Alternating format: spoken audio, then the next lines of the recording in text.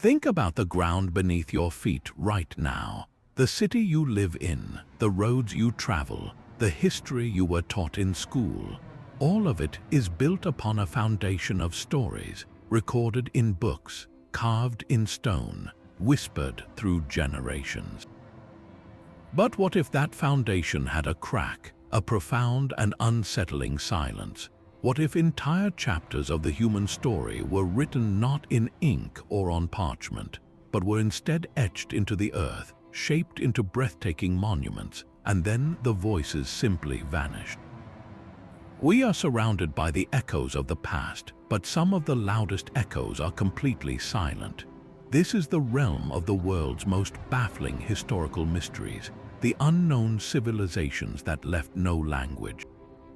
These are not just forgotten peoples, they are cultures that achieved stunning architectural feats, created art of breathtaking beauty, and built societies that thrived for centuries, yet they left behind not a single decipherable word. They constructed pyramids that rival Egypt's, carved cities into impossible cliffs, and mapped the stars with uncanny precision, but the meaning behind their greatest achievements died with them.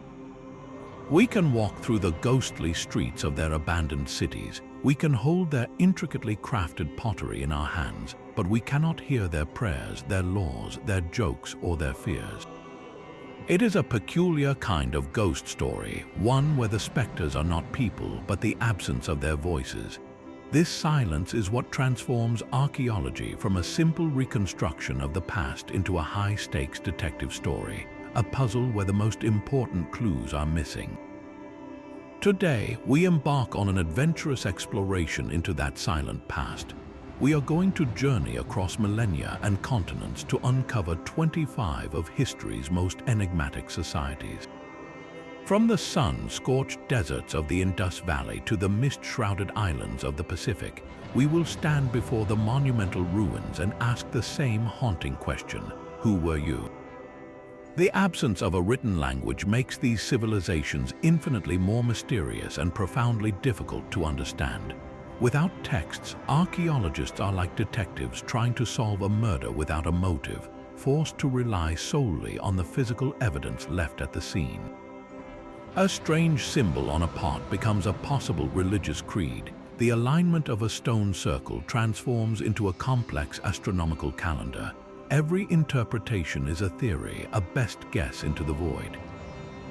This journey is not just about listing ruins, it is about piecing together the fragments of a shattered mirror, trying to catch a glimpse of our shared human reflection in the silence they left behind. Our journey into the silence begins with one of the most sprawling and sophisticated puzzles of the ancient world. A civilization that rivals its contemporaries in Egypt and Mesopotamia, yet remains infinitely more mysterious: the Indus Valley Civilization, also known as the Harappan culture. Flourishing from around 3300 BC to 1300 BC, this was not some small collection of villages, it was a realm of staggering scale, covering an area of over 1 million square kilometers across what is now Pakistan and northwestern India. To put that into perspective, its territory was larger than ancient Egypt and Mesopotamia combined. At its heart were magnificent cities like Mohenjo-Daro and Harappa, which showcase a level of urban planning that feels almost modern. Walking through the ruins of Mohenjo-Daro is an unnerving experience. You see straight, wide streets laid out in a precise grid pattern, a complex that archaeologists call the citadel towering over the lower town, and most remarkably, an elaborate city-wide drainage system that connected even the most modest homes. They had public baths, granaries for storing surplus food, and standardized bricks whose ratios were consistent across the entire civilization. This was a society of remarkable order and apparent social harmony. And yet, for all this breathtaking evidence of a complex, centralized society, we hit a wall of utter silence when we search for their voices. The central, haunting mystery of the Indus Valley people is their script.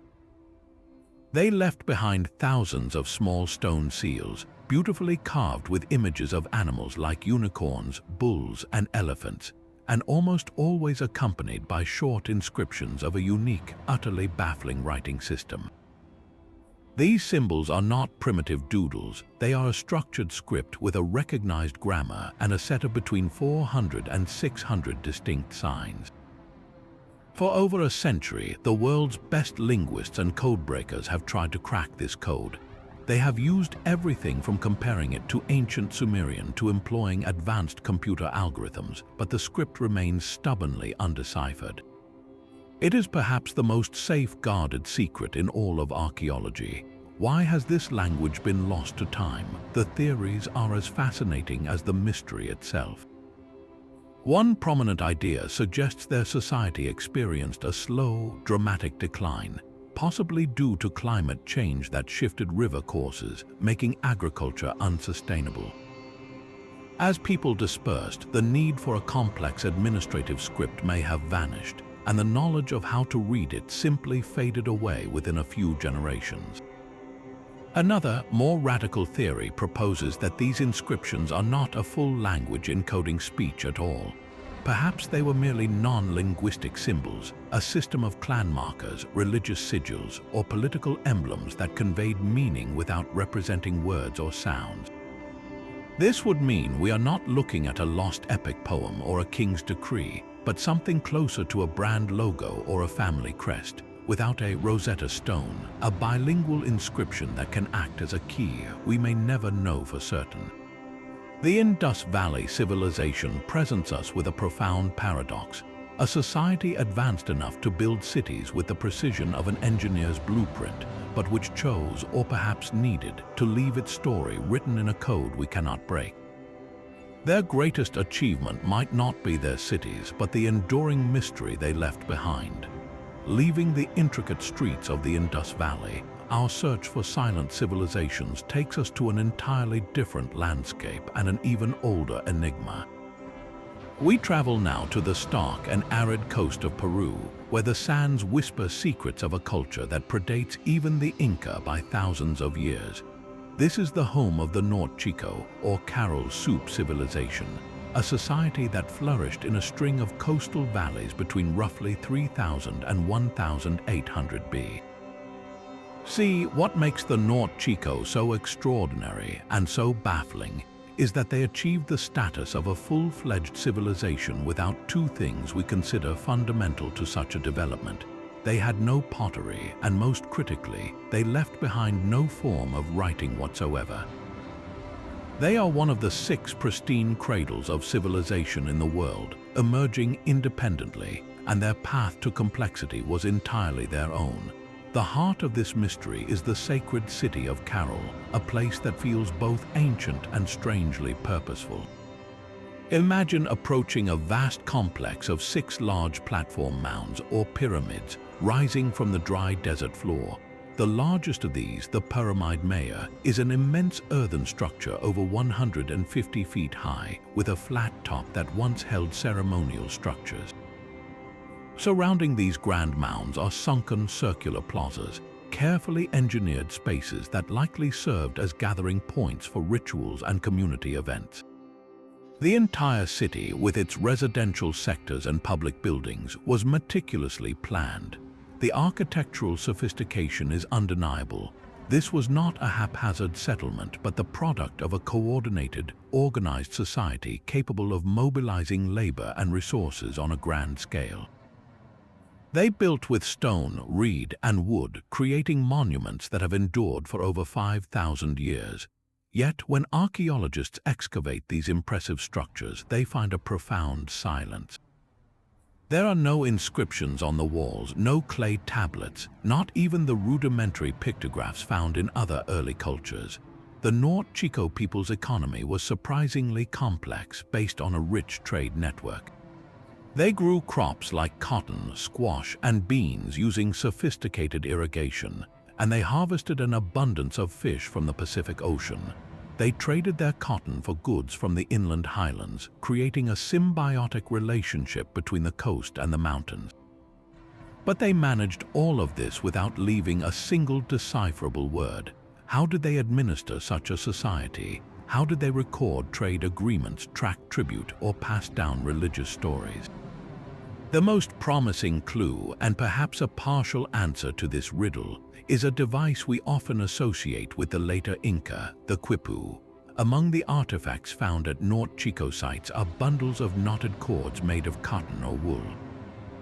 For a long time, these were overlooked, but we now understand that the Inca used complex quipu as a form of recording information, a three-dimensional binary code using knot types, positions, and cord colors to log numerical data and possibly even narrative histories. The presence of these early quipu in Norte Chico sites suggests this incredible technology, a writing system without ink or paper, may have its origins here millennia earlier. It's a tantalizing thought. Perhaps the Norte Chico did have a language, but it was one made of string, a tactile and ephemeral system that simply did not survive the ravages of time as well as stone and clay. Their story wasn't written, it was tied, and most of those knots have long since turned to dust. From the dry plains of Peru, we now sail across the Mediterranean to an island of breathtaking color and life, a civilization that seems to defy the very violence of the ancient world. Welcome to Bronze Age Crete, the home of the Minoans, emerging around 3500 BC and reaching their peak between 2000 and 1500 BC. The Minoans present a stunning contrast to the fortified, warlike kingdoms of the Near East. Their world, centered on magnificent palace complexes like Knossos, Phaistos, and Malia, feels almost impossibly modern. These were not grim citadels but vibrant administrative and religious centers, sprawling multi-story structures with intricate layouts, sophisticated light wells, advanced plumbing systems, and storerooms filled with enormous clay jars called pithoi. The walls were adorned with frescoes of such vitality and grace that they take your breath away. Dolphins leap through azure seas, elegant figures gather in processions, and most famously, athletic young men and women perform the terrifying and graceful acrobatics of bull leaping.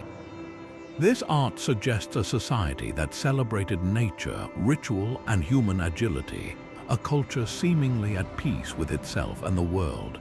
But this vibrant picture is shadowed by a deep linguistic silence.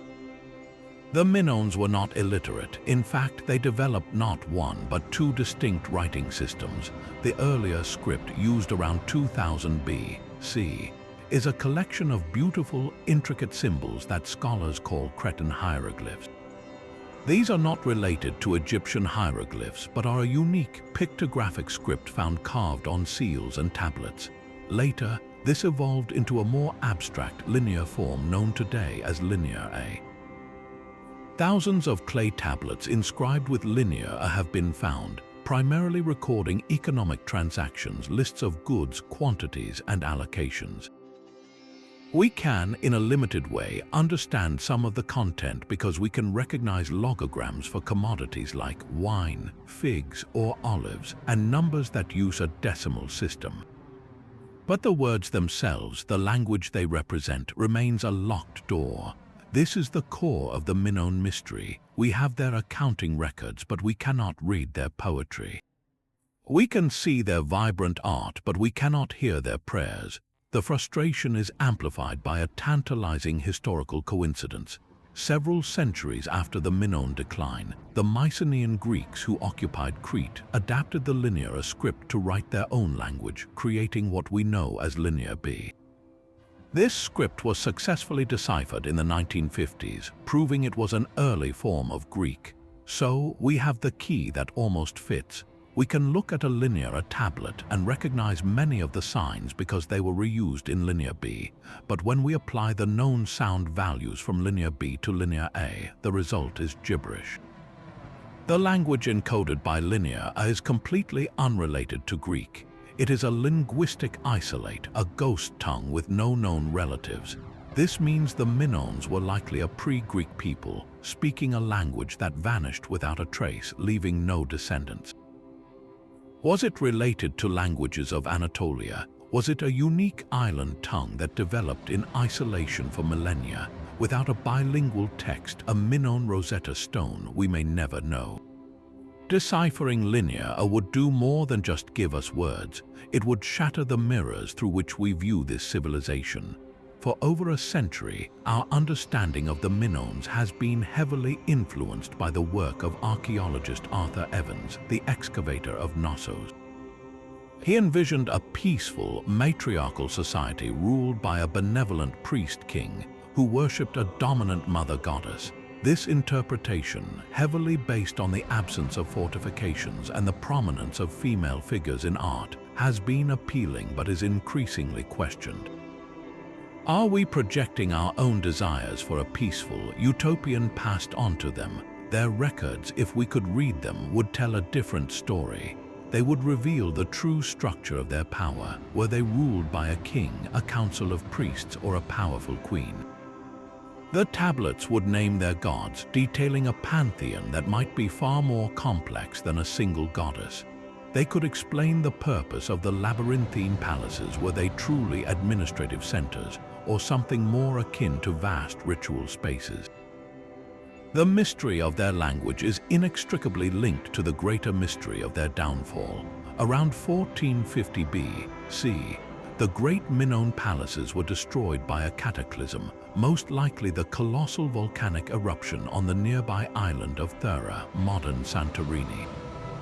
This event would have triggered tsunamis, earthquakes, and a volcanic winter that crippled their economy. But did it destroy them entirely, or did it simply weaken them enough for the rising Mycenaean Greeks from the mainland to move in, adopt their administrative systems, and ultimately erase their language? The transition from Linear A to Linear B marks a profound cultural shift, the silencing of one world and the rise of another. To understand the Minoans is to listen for a voice that was first drowned out by a volcano and then overwritten by a conqueror's tongue. They are a reminder that even the most brilliant and vibrant cultures can be rendered silent, their stories waiting centuries for someone to find the right key. Now we cross an ocean and venture deep into the humid, vibrant heart of ancient Mexico, to the domain of a culture so foundational that it has earned the title of Mesoamerica's mother. This is the world of the Olmecs, a civilization that blossomed between roughly 1500 and 400 B.C. in the tropical lowlands of what are now the Mexican states of Veracruz and Tabasco. Imagine a landscape of sweltering heat, dense rainforests, and wide, winding rivers. It was in this challenging environment that the Olmecs engineered a society of astonishing complexity, laying the cultural groundwork for every major civilization that would follow in the region from the Maya to the Aztecs. Their influence was so profound that we see echoes of their art, their gods, and their cosmic ideas for over 1,000 years after their decline. The most iconic and breathtaking remnants of the Olmec world are, without a doubt, the colossal stone heads. These monumental sculptures are a feat of sheer will and engineering. Carved from immense basalt boulders, some weighing 20 tons or more, each head is a portrait of a distinct, powerful individual. They possess unique facial features, often with broad noses, full lips, and wearing a distinctive helmet-like headgear. The sheer logistics of their creation boggle the mind. The basalt came from the Tuxtla Mountains, quarried dozens of miles away from the major Olmec centers like San Lorenzo and La Venta.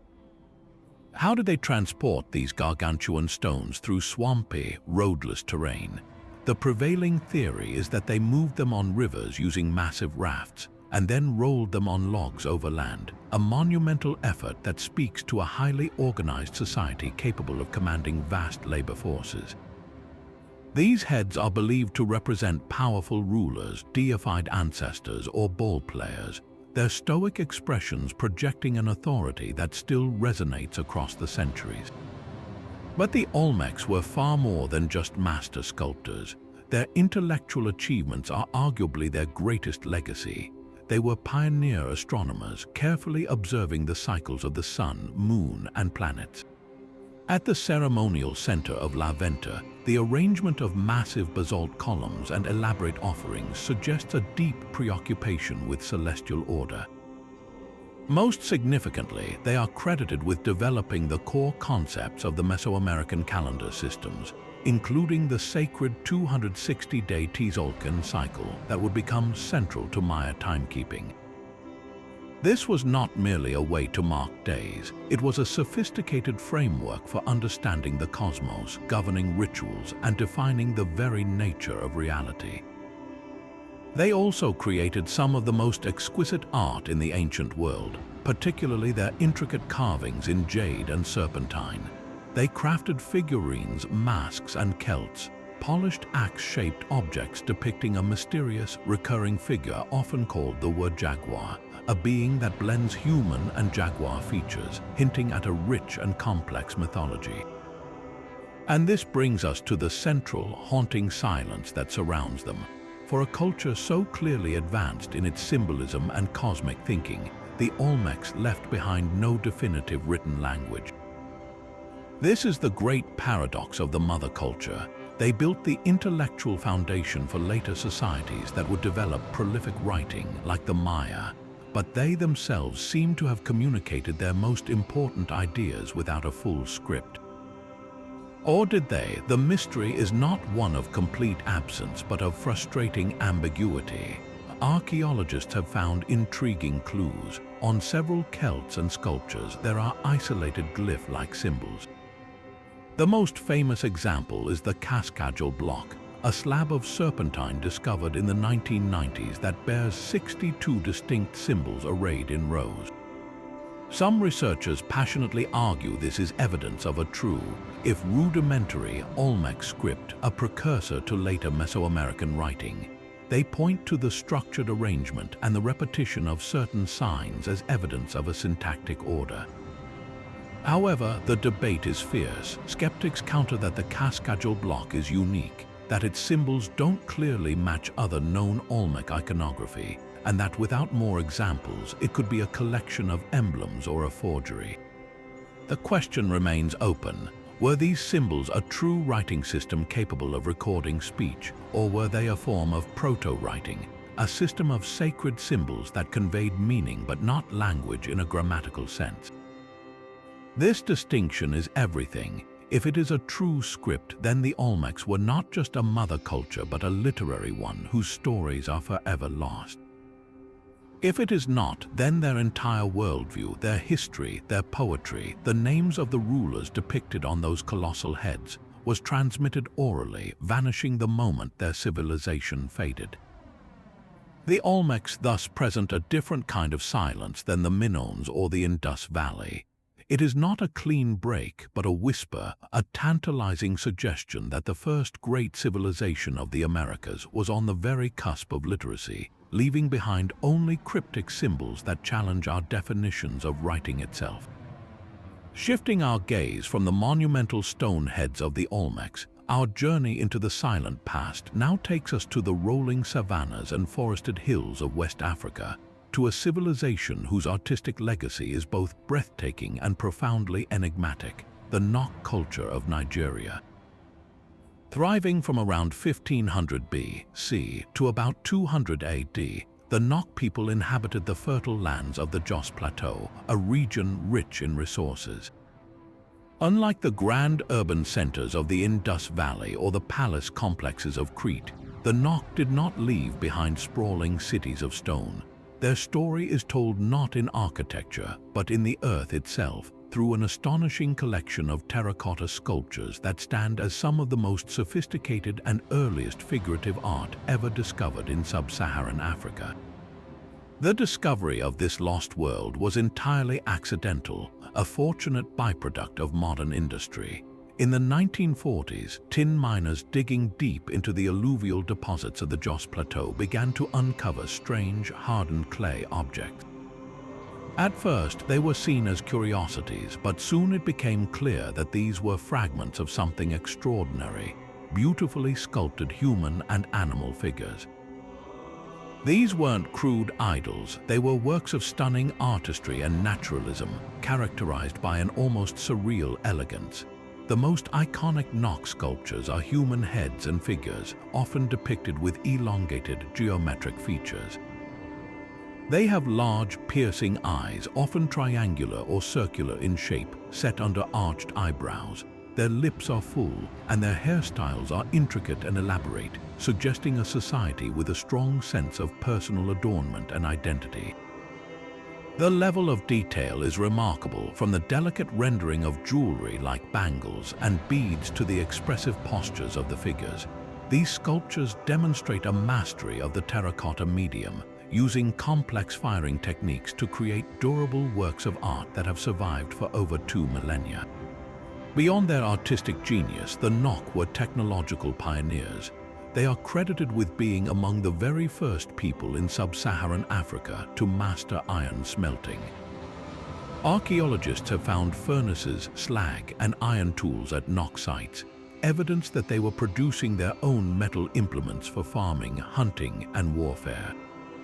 This combination of advanced artistic sensibility and early ironworking technology paints a picture of a dynamic, innovative society on the cusp of significant complexity.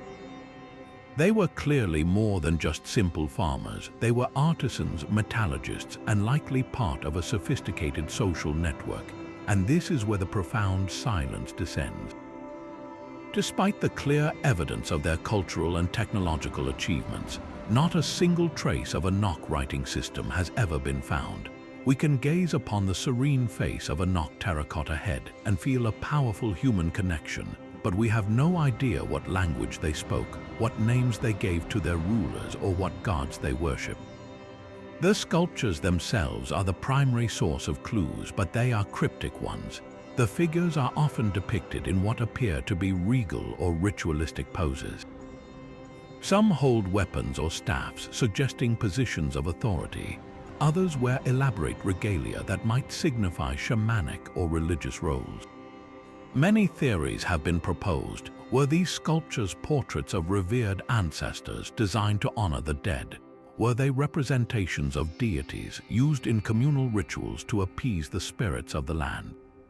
Or were they powerful talismans believed to contain the very essence of the people they depicted? Without any textual context, every interpretation remains a compelling guess. This linguistic void makes the sudden disappearance of the Nok culture around 200 A.D. one of archaeology's most enduring cold cases. There is no evidence of a massive invasion, no layer of ash from a cataclysmic volcanic eruption. Did they overexploit their environment, leading to a collapse of their agricultural base? Did a prolonged drought force them to disperse and assimilate into neighboring groups? Or were they struck by a pandemic disease that left no physical trace in the archaeological record? We simply do not know. The silence is so complete that we cannot even be certain if the Nok people vanished entirely, or if their cultural traditions were absorbed and transformed by the civilizations that followed, like the later Yoruba kingdoms whose famous bronze casting techniques show a possible, though unproven, artistic lineage. The Nok stand as a poignant reminder of the fragility of human memory. They left behind a gallery of stunning portraits, a gallery without labels where the subjects look out at us across the centuries, their stories forever locked behind the expressive yet silent gaze of their terracotta eyes. Crossing from the lush forests of West Africa, our exploration of silent civilizations now brings us to a landscape that feels both familiar and strangely alien: the humid, slow-moving bayous of northeastern Louisiana. Here, nestled in a bend of the mighty Mississippi River, lies one of the most perplexing archaeological sites in all of North America. This is Poverty Point, a monumental earthwork complex so vast and ambitious that its very existence seems to defy a fundamental rule of human history. For centuries, archaeologists have operated on a simple principle. Large-scale, complex societies with monumental architecture are built by agricultural peoples. Farmers tied to their land can produce surplus food, which supports a class of rulers, priests, and engineers who don't have to grow their own meals. This surplus is the fuel for civilization. Poverty Point shatters that assumption. Built between 1700 and 1100 B.C., This was the work of a society that, by all available evidence, were hunter-gatherers. They fished the rich waters of the Mississippi, hunted deer and small game in the forests, and gathered nuts and wild plants. They did not cultivate corn, squash, or beans, the agricultural triad that would later fuel the mound-building cultures of the region. Yet, with nothing but baskets, digging sticks, and sheer human labor, they moved an almost unimaginable amount of earth. The scale is staggering. The central structure is a grand plaza, flanked by a series of 6 concentric, C-shaped ridges that stand several feet high and stretch for over 3/4 of a mile in total length. These ridges were not natural features, they were intentionally constructed, and their purpose remains debated. Were they foundations for dwellings, creating elevated living spaces above the seasonal floods? Or were they a form of social architecture, defining spaces for different clans or ceremonies? Beyond the ridges, the most commanding feature is Mound A, a massive bird-shaped earthwork that looms over the landscape.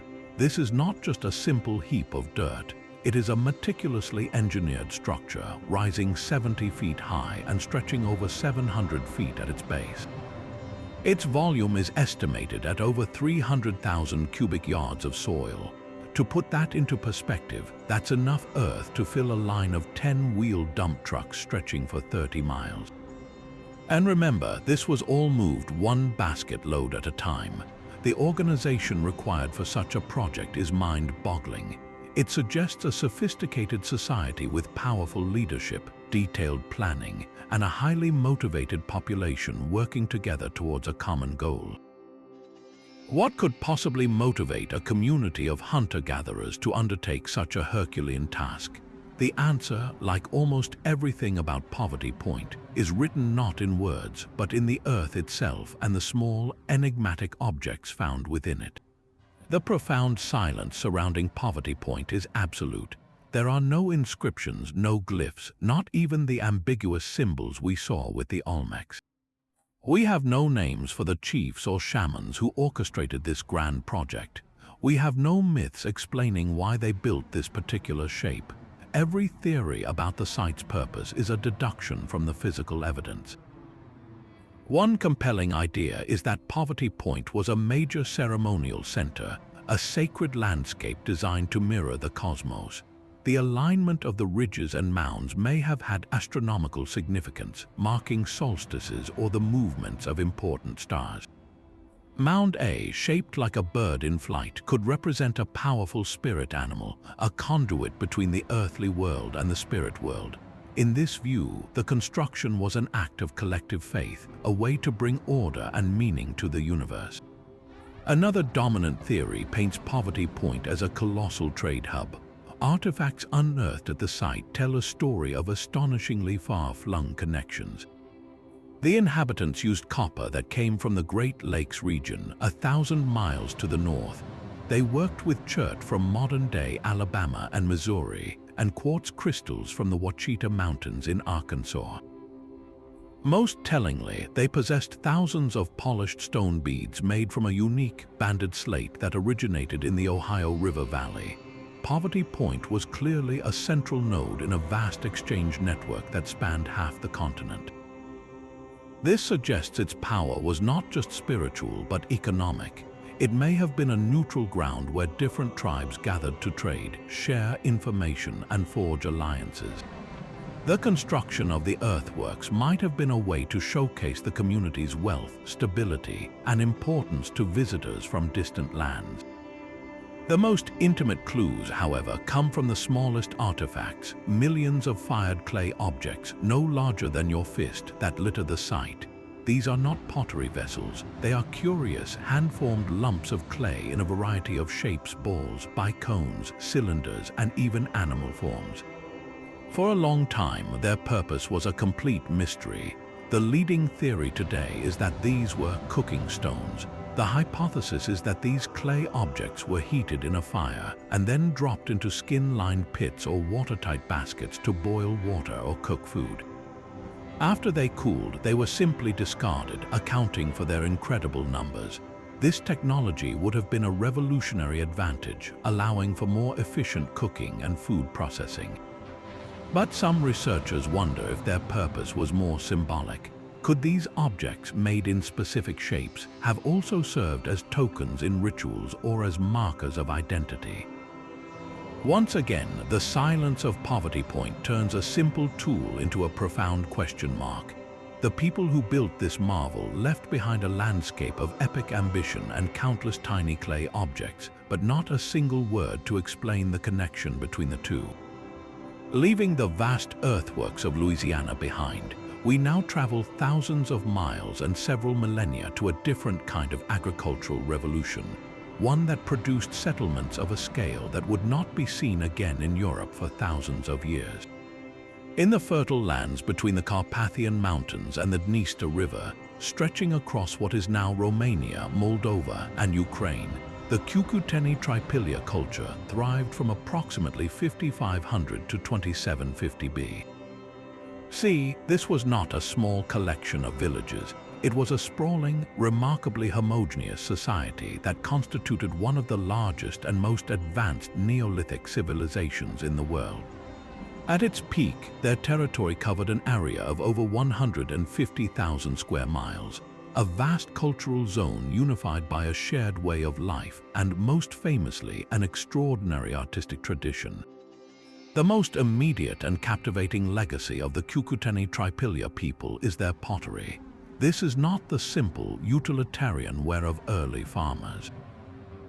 Their ceramics are works of breathtaking sophistication, fired in advanced kilns that could reach incredibly high temperatures, producing a fine, durable finish.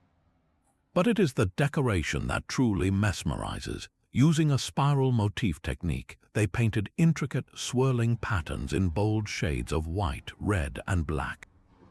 These are not random designs. They are a complex symbolic language of curls, spirals, and concentric circles that may have represented cosmic forces, the cycles of life and death, or the movements of the sun and moon. Holding one of these vessels is to hold a piece of a sophisticated worldview, a testament to a people with a deep sense of aesthetics and likely a rich spiritual life. Their figurines, often depicting stylized female forms, further hint at a society preoccupied with fertility, divinity, and the mysteries of creation. Yet the true scale of their achievement becomes clear when we look beyond the artifacts to the settlements themselves. The Cucuteni Tripilia culture built what can only be described as proto-cities. The largest of these, such as Talianki in Ukraine, were immense for their time, covering an area of over 400 hectares and housing perhaps 15,000 people. To put that in perspective, the city of Uruk in Mesopotamia, a contemporary and often hailed as one of the world's first great cities, was of a comparable size. These were not temporary camps. They were meticulously planned communities with rows of large, two-story houses arranged in concentric circles, radiating out from a central open space. This radial design suggests a highly organized social structure, a collective sense of community, and a sophisticated understanding of urban planning that is utterly staggering for the Neolithic era. And this is where we encounter the culture's most baffling and dramatic mystery. Many of these enormous settlements show evidence of having been deliberately and systematically burned to the ground. At regular intervals, roughly every 60 to 80 years, it appears the inhabitants would set fire to their entire community and then abandon the site.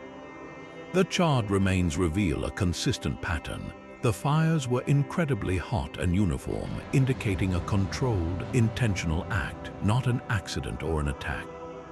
After the burning, they would often build a new, nearly identical settlement nearby. Why would a society invest generations of labor into building a vast, sophisticated town, only to ritually destroy it a few decades later? This practice of controlled conflagration is one of archaeology's greatest enigmas. The theories are as fascinating as the mystery itself. One compelling idea is that this was a profound religious or purification ritual. The fire may have been seen as a way to cleanse the community of spiritual pollution, disease, or social strife, allowing them to symbolically rebirth themselves in a new, pristine location. It was a way to renew their covenant with the gods and the land. Another, more practical theory suggests it was a form of pest control. After decades of habitation, the wattle and daub houses would have become infested with insects, rodents, and parasites. Burning the settlement to the ground would have been the most effective way to eliminate these health hazards and start afresh. A third hypothesis proposes that the burning was tied to inheritance and social equality. By destroying the physical houses, the community prevented them from being passed down, ensuring that no single family could accumulate generational wealth and power through property, thus maintaining a more egalitarian social structure. The profound silence that surrounds these theories is, as with so many of our civilizations, the absence of any form of writing. We have their beautiful pots, their enigmatic figurines, and the haunting, ashen footprints of their colossal towns, but we have no texts to explain their laws, their beliefs, or the reasoning behind their most dramatic tradition. This linguistic void makes their eventual disappearance around 2750 BC another layer of the puzzle. Was it climate change that disrupted their agricultural base? Were they overrun by incoming Indo-European tribes from the steppes, such as the Yamnaya people, who brought with them horses and a new, more mobile way of life? Or did their own complex social structure, perhaps reliant on the cyclical burning ritual, simply become unsustainable in a changing world? The Cucuteni Tripilia culture presents us with a portrait of a people who achieved a level of social complexity that seems almost anachronistic for their time, yet whose inner world remains locked away, their story told only through the silent beauty of their art and the deliberate, ceremonial ashes of their homes. And now we journey to a discovery so unexpected, so utterly alien to everything we thought we knew, that it forced historians to tear up the established narrative of Chinese civilization. In the spring of 1986, in a quiet rural area of Sichuan province known as Sangsingdui, or Three-Star Mound, a group of workers digging clay for bricks made a find that would send shockwaves through the archaeological world. They uncovered two incredible sacrificial pits, packed not with the familiar ritual bronzes of the Shang dynasty, but with objects of such bizarre and breathtaking artistry that they seemed to have come from another planet entirely. This was not a gradual uncovering of a known culture. It was a sudden, dramatic revelation of a lost kingdom that had flourished in the fertile Chengdu plain around 1200 to 1100 BC, completely parallel to the Shang dynasty in the Yellow River Valley, yet utterly distinct. What emerged from the earth was a treasure trove of the surreal. The most iconic artifacts are the monumental bronze masks and heads, featuring features that are almost hallucinatory. These are not the serene, humanistic faces of Shang art. They have angular, exaggerated features with eyes that are protruding or elongated into cylindrical shapes, giving them a visionary, otherworldly gaze. Some have large, gilded masks covered in gold leaf, their expressions frozen in what might be ecstasy or command. Then there are the statues, including a towering figure of a man standing over 8 feet tall, dressed in an elaborate, layered robe, his hands clenched into a circle as if he once held some sacred object now lost to time. He is a priest king, a deity, or perhaps something for which we have no name. But perhaps the most mesmerizing creation is the bronze sacred tree, a stunningly complex sculpture over 13 feet high, featuring birds, fruits, and dragons, likely representing a cosmic tree connecting heaven, earth, and the underworld. The technical skill required to cast these objects, using piece mold casting techniques as sophisticated as the Shang's, proves this was a society of master metallurgists. This is the core of the Sangsingdui mystery, a puzzle with two profound layers. First, there is the complete and total absence of any writing. while the Shang were meticulously inscribing oracle bones with the earliest known Chinese characters, the people of Sangsingdui left behind not a single inscribed character on any of their magnificent bronzes. Their entire worldview, their history, the names of their gods and rulers was communicated through these extraordinary visual symbols alone. We are left to interpret an entire theology from silent artifacts. The second layer is their sudden and complete disappearance. Around 1100 BC, the Sangsingdui culture vanishes from the archaeological record. Their magnificent objects were carefully, ritually broken, burned, and buried in the pits where they were found, as if in a grand act of closure. There is no evidence of invasion or natural disaster. Did a powerful ruling elite lose its authority, leading to a social collapse? Did they simply abandon their center and migrate, their culture assimilating into other groups? The most tantalizing theory links them to the later Shu kingdom, mentioned in ancient Chinese texts as a mysterious, powerful state in Sichuan, with Sangsingdui possibly being its legendary precursor. But without a single written word from their own hands, the people of Sangsingdui remain the ultimate enigma of ancient China. A brilliant flash of creative genius that illuminated the landscape for a moment and then was deliberately, mysteriously extinguished. From the cosmic mysteries of Sangsingdui, we now venture into a world of emerald mountains and golden treasures, to a civilization that mastered one of the most challenging landscapes on Earth.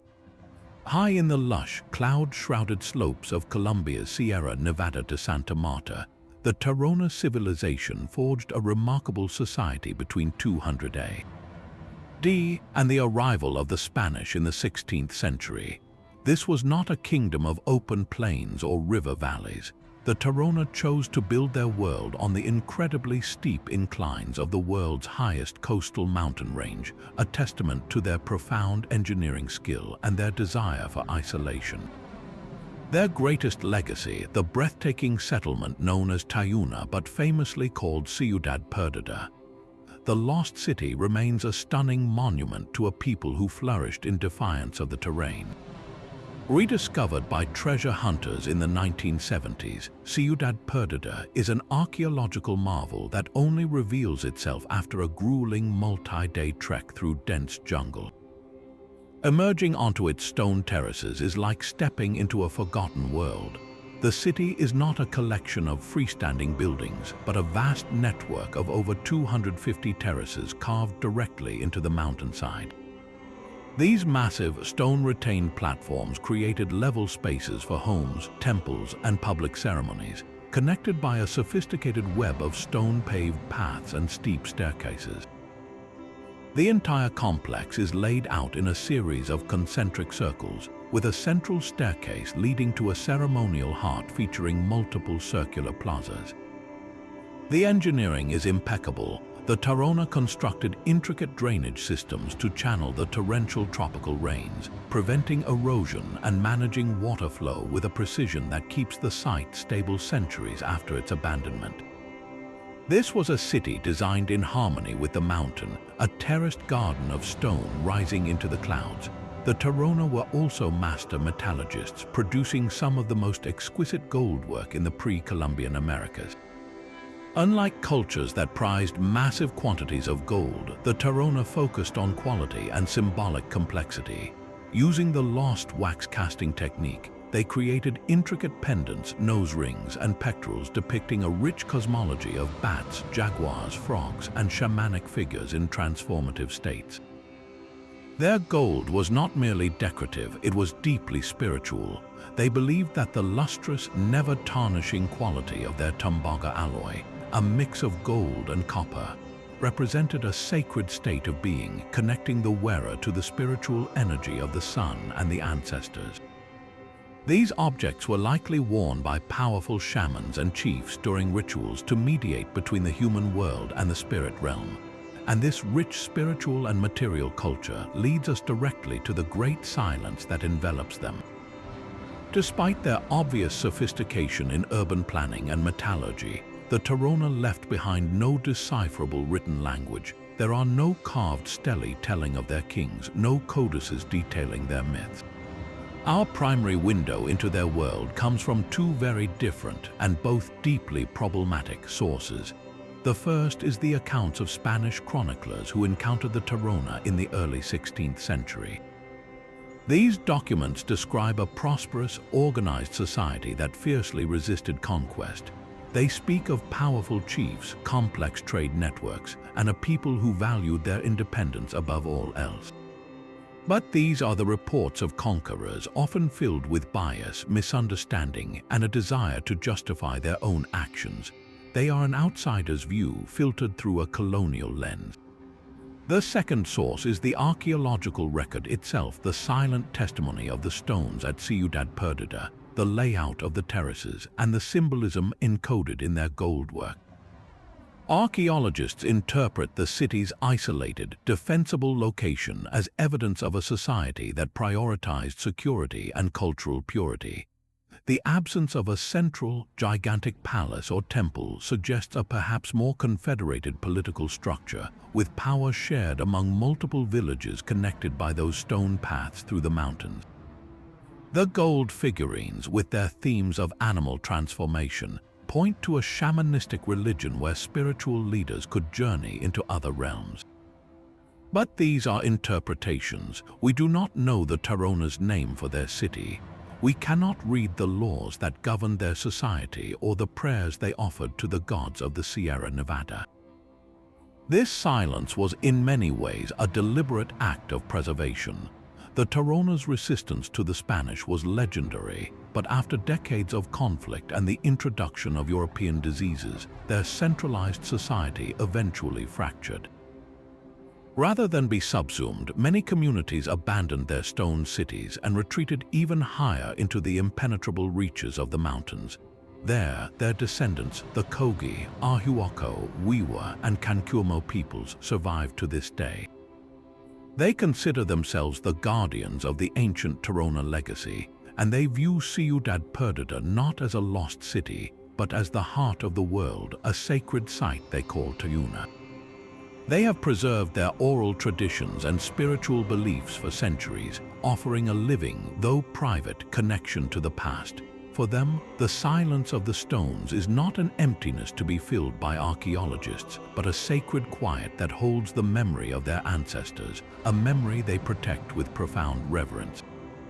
The Tarona civilization, therefore, presents a unique paradox, a people whose written language is lost to us, but whose cultural heartbeat may still echo in the teachings of their direct descendants, a whispered legacy guarded by the very mountains they called home. Now we travel to the heart of North America, to the banks of the mighty Mississippi River, where a different kind of civilization emerged, one whose power was written not on papyrus or clay, but in the very soil beneath them. This was the world of the Mississippian culture, a constellation of chiefdoms that flourished from around 800 A.D. to 1600 A.D. Across the eastern woodlands, from the Great Lakes to the Gulf of Mexico. These people transformed the landscape on a scale that is difficult to comprehend even today. And at the absolute center of this world, a place of almost mythical power, was the city of Cahokia. Situated directly across the river from modern-day St. Louis, Cahokia was, in its prime around 1050 A.D., the largest city north of Mexico. It was a bustling, cosmopolitan metropolis covering nearly 6 square miles, home to as many as 20,000 people. For comparison, London at the same time had a population of around 15,000. The sheer ambition of Cahokia is immediately apparent in its most defining feature, the earthen mounds. Over 120 of them dotted the cityscape, but one dominates all others: Monk's Mound. This is not simply a hill. It is the largest pre-Columbian earthwork in the Americas, a colossal platform mound rising 100 feet high and covering 14 acres at its base. Its volume is estimated at over 22 million cubic feet of earth. The construction was a monumental, generations-long project, requiring a highly organized society to move millions of baskets of soil, layer by layer, to create this artificial mountain. At its summit stood a massive building, likely the residence of the paramount chief or a temple for the most important rituals.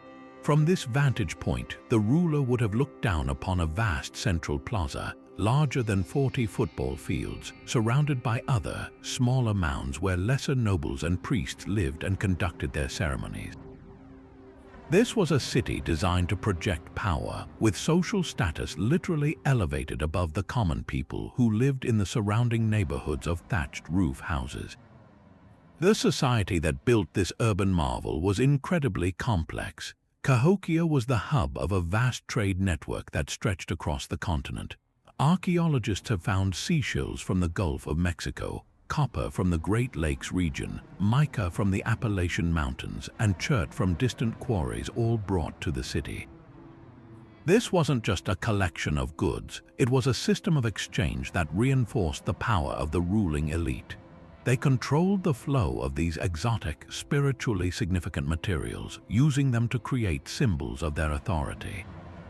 This leads us to one of the most fascinating aspects of Mississippian culture, the Southeastern ceremonial complex, sometimes called the Southern cult or the buzzard cult. This was a shared set of religious symbols and artistic styles that connected chiefdoms across the Southeast. The imagery is powerful and often violent, centered on a core group of supernatural beings: the falcon impersonator, a warrior god often shown holding a ceremonial mace and a severed head, the dancing birdman, and mythological creatures like the winged serpent. These symbols appear on finely crafted objects made of shell, copper, and stone. This is where the great mystery of the Mississippians deepens. They possessed all the hallmarks of a civilization that should have developed a writing system: a dense urban center, social stratification, long-distance trade requiring record-keeping, and a complex, unified religious ideology. Yet, no definitive writing has ever been found. Instead of a phonetic script, they communicated their worldview through this elaborate symbolic language. The most beautiful examples are the shell gorgets, circular pendants carved from the outer shell of a whelk. These are intricately engraved with the figures of the Southeastern ceremonial complex. One famous example, the Rogan plates from Etowah in Georgia, are repoussé copper plates depicting the falcon impersonator in stunning detail. These were not mere decorations, they were badges of office, sacred talismans, and narrative art. They told stories of creation, heroism, and the cosmic order, but they did so through a set of symbols that were understood by the initiated, not through a written language that could be read aloud. So how did such a sophisticated society function without writing? The answer likely lies in the power of oral tradition and ritual. In an oral culture, knowledge is not stored on a page but carried in the memory of specially trained individuals. At Cahokia, a class of priests and storytellers would have been responsible for memorizing genealogies, laws, religious texts, and historical events, reciting them during public ceremonies held in the Great Plaza. The mounds themselves were not just political statements, they were stages for these rituals. The alignment of certain mounds with solar events, like the sunrise at the equinoxes, suggests that calendar keeping and astronomical observation were central to their belief system, creating a lived, performed text rather than a written one. The grand spectacle of a ceremony atop Monk's Mound, with the chief adorned in copper plates and shell beads, would have reinforced the social order far more effectively than any written decree for a largely non-literate population. The silence that ultimately fell over Cahokia is as profound as the silence of its missing texts. By the 1400s, the great city was abandoned. The reasons are still debated, but they likely point to a complex interplay of factors. One leading theory is environmental strain. A series of prolonged droughts in the 13th century would have placed immense pressure on the agricultural system that fed the massive population. Another possibility is political instability. As the power of the central chief waned, outlying areas may have broken away, disrupting the trade networks that were the source of the elite's wealth. There is also some evidence of increased warfare in the later period. The decline was probably not a single event, but a slow unraveling, a fading of the central power until the city could no longer sustain itself. The people dispersed, joining other chiefdoms or forming new, smaller communities. The knowledge of the priests and the stories told on the mounds were eventually lost, leaving behind only the silent, earthen pyramids as a testament to a once great civilization that mastered the art of building with earth, but whose most important stories were written on the fragile, perishable medium of human memory. Leaving the sprawling earthen plains of Cahokia, we now ascend into the misty, vertical world of the Andes, to a civilization that carved its identity into the very cliffs and cloud-shrouded peaks of northern Peru. This is the realm of the Chachapoyas, a people whose very name, given to them by the Inca, translates to cloud people or warriors of the clouds from around 800 AD. Until their conquest in the 15th century, they built a remarkable society in one of the most dramatic and inaccessible landscapes imaginable, the humid, high-altitude cloud forests where the Andes meet the Amazon basin. This environment, perpetually veiled in mist and draped in dense vegetation, shaped a culture that was as enigmatic and resilient as the land itself. The most breathtaking testament to their architectural genius is the mountaintop citadel of Cuelap, often called the Machu Picchu of the North. This comparison barely does it justice. Cuelap is not just a city, it is a monumental fortress, a staggering feat of engineering perched over 9,000 feet above sea level on a ridge overlooking the Utcubamba River Valley. The first sight of its main structure is overwhelming, a massive wall of pale limestone blocks towering 60 feet high and stretching for nearly 2,000 feet. This is not a simple defensive perimeter, it is a single, continuous structure containing the entire city within it. Inside, the ruins of over 400 circular stone buildings are arranged on descending platforms, their foundations still visible. The scale is almost incomprehensible, with an estimated volume of stone greater than that of the Great Pyramid of Giza.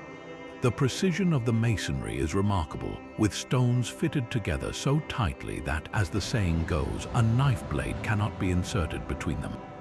The entrance itself is a narrow, upward-sloping corridor that could be easily defended, funneling any potential attackers into a deadly choke point. Cuelap was clearly built to impress, to dominate the landscape, and to withstand any siege. But the Chachapoyas expressed their cultural beliefs in an even more intimate and haunting way through their treatment of the dead. Scattered across the vertiginous cliffs surrounding their settlements are their most distinctive and eerie monuments, the Puran machucos or cliff-side sarcophagi. These are not simple burials, they are large anthropomorphic coffins sculpted from clay, straw, and gravel, shaped into stylized human forms with heads and bodies. Each sarcophagus stands alone or in small groups, perched precariously on narrow ledges high above the valley floor, their painted faces staring out eternally over their former domain. Some are over 8 feet tall, resembling silent, solitary sentinels guarding the spirits within. Placing these heavy, elaborate coffins in such inaccessible locations required immense effort and profound belief. It suggests a powerful connection between the afterlife and the sacred geography of the mountains, a desire to place their revered ancestors as close to the heavens as possible, safe from disturbance and eternally watching over the living. This reverence for the dead is further illustrated at the Lake of the Condors, where over 200 mummy bundles were discovered in cliffside mausoleums. These mummies, wrapped in textiles and often accompanied by grave goods, provide a glimpse into their society. The artifacts show they were skilled weavers and engaged in long-distance trade. But it is their reputation, recorded by their Inca conquerors, that paints the most vivid picture of the living Chachapoyas. The Inca described them as fierce and independent warriors, tall and fair-skinned, who fought tenaciously against invasion. Their resistance was so formidable that it took the Inca Empire decades to finally subdue them. After their conquest, the Inca, following their standard practice, forcibly relocated large portions of the Chachapoya population to other parts of the empire to break their resistance and assimilate them. This policy, known as Mitmac, was incredibly effective at dismantling cultural identity, and this brings us to the profound silence that defines the Chachapoyas today. While the Inca recorded some details about their conquered foes, these accounts are filtered through the lens of the victor, focusing on their military prowess and their eventual subjugation. The Cloud people themselves left behind no written records of their own. Their unique language is completely lost, with not a single word deciphered. We do not know what they called themselves. Chachapoyas is an Inca name. We have no stories from their perspective, no myths explaining why they built their sarcophagi on cliffs, no names for the rulers who commanded the construction of Kulap. The silence is deepened by the environment itself. The constant humidity and dense vegetation of the cloud forests rapidly decay organic materials like wood, textiles, and any potential paper or parchment that might have held their words. The conquest by the Inca and the subsequent arrival of the Spanish sealed their cultural fate. The diseases and social disruptions brought by Europeans shattered what remained of Chachapoya society after the Inca disruptions. Their population collapsed, their settlements were abandoned to the encroaching forest, and their oral traditions faded away. Today, Kulap stands as a majestic but silent ruin, and the sarcophagi on the cliffs remain as stoic and inscrutable as ever. We can admire their architectural audacity and sense their profound spiritual connection to the landscape, but the voices of the Cloud people are forever muted, their stories swallowed by the very mists that gave them their name.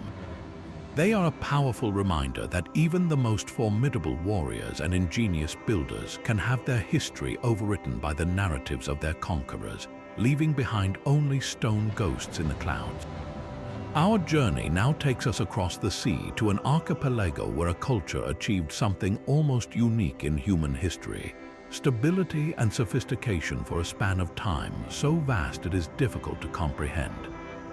This is the story of the Jomon people of ancient Japan, a civilization that flourished for an astonishing 14,000 years from roughly 14,000 B.C. to 300 B.C. To put that immense timescale into perspective, their culture endured for more than 10 times the entire history of the Roman Empire.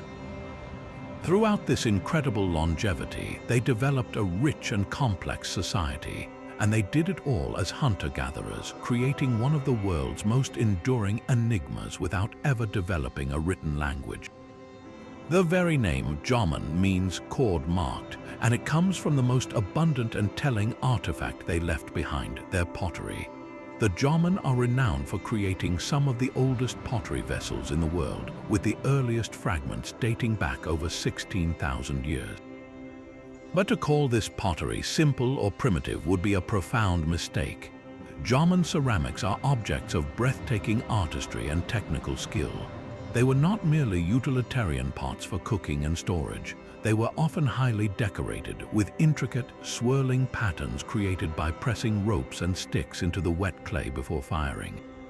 As the period progressed, the pottery became even more elaborate, with dramatic, flamboyant rims shaped like flames or crowns, showcasing a vibrant aesthetic sense that went far beyond basic necessity.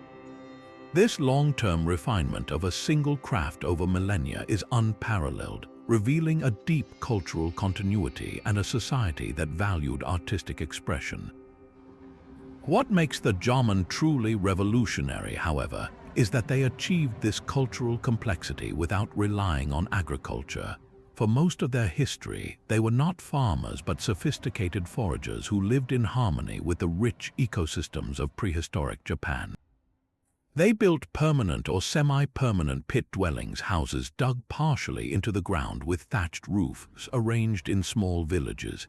Their diet was remarkably diverse and stable, a testament to their deep environmental knowledge. They harvested nuts like chestnuts and walnuts, which they processed using sophisticated stone tools. They fished the abundant waters with hooks and nets, hunted deer and wild boar, and gathered shellfish, leaving behind massive shell middens that dot the Japanese coastline. This wasn't a hand-to-mouth existence. It was an affluent forager society that produced enough surplus to support settled village life, craft specialists, and elaborate ritual practices. This rich spiritual world is where the silence of the Jaman becomes most profound and intriguing. They left behind two types of monuments that offer haunting, yet wordless, glimpses into their beliefs. The first is the mysterious clay figurines known as dogu. These are small, abstract humanoid sculptures with large, hypnotic eyes, often described as resembling someone wearing goggles or a spacesuit. Many dogu are female, with exaggerated hips and breasts, while others appear to be broken or dismantled with parts missing. The purpose of these figures is one of archaeology's great puzzles. The most common theory is that they were used in healing or sympathetic magic. A person suffering from an illness might press a corresponding part of a dogu and then break it, symbolically transferring the affliction to the clay figure and destroying it. Alternatively, they could be representations of a mother goddess or fertility spirits, ensuring the abundance of the land and the people. The second type of monument is even more imposing: massive stone circles. Sites like Oyu and Istatai in northern Japan feature concentric circles of large, upright stones, some arranged with astronomical alignments. These were not fortifications or foundations for buildings, but clearly ceremonial spaces, likely used for communal gatherings, seasonal festivals, and rituals that connected the community to the cycles of nature. The effort required to transport and erect these stones indicates a high degree of social cooperation and shared belief. Yet, without any texts, we can only guess at the ceremonies that took place within these circles. Were they led by shamans? Did they mark the solstices? Were they places for feasting, marriage ceremonies, or honoring the dead? The stones keep their secrets. The profound silence surrounding the Jaman is not due to a sudden collapse, but to a gradual transformation. Their 14,000-year continuity came to an end not with a bang, but with the arrival of new people from the Asian mainland around 300 BC. See, these were the Yayoi, who brought with them wet rice agriculture and metalworking technologies. The Yayoi lifestyle, capable of supporting much larger populations, gradually spread and assimilated or displaced the Jaman communities.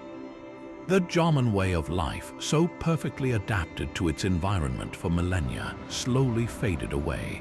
The absence of a Jaman written language means we have no record of this cultural encounter from their perspective. We don't know if they saw the Yayoi as invaders, traders, or simply neighbors with a different way of life. We don't have their myths about the creation of the world or their stories about the spirits of the forest and sea. Their entire intellectual and emotional universe is inferred from the silent beauty of their pottery, the enigmatic gaze of their dogu, and the solemn arrangement of their stones. The Jaman present a powerful challenge to our conventional narrative of progress, proving that a society can be deeply complex, artistic, and spiritually rich without cities, kings, or the written word. Their legacy a quiet testament to a different path humanity once walked. Leaving the enduring legacy of the Jaman behind, we now set sail for the sun-drenched heart of the Mediterranean, to a small archipelago whose ancient stones whisper secrets of a spiritual revolution that predates even the great pyramids of Egypt.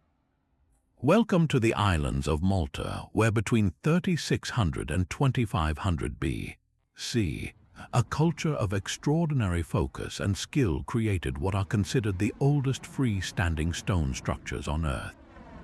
On this small, rocky outcrop, a society with no known metal tools, no grand cities, and most critically, no written language, devoted centuries of labor to the construction of monumental temples that remain as enigmatic as they are ancient. The scale of their achievement is immediately humbling. The temples of Jiwith dot above Gantaja on the island of Gozo, whose name means Giant's Tower in Maltese, are a breathtaking sight. Their colossal outer walls are built with massive blocks of coralline limestone, some weighing over 50 tons.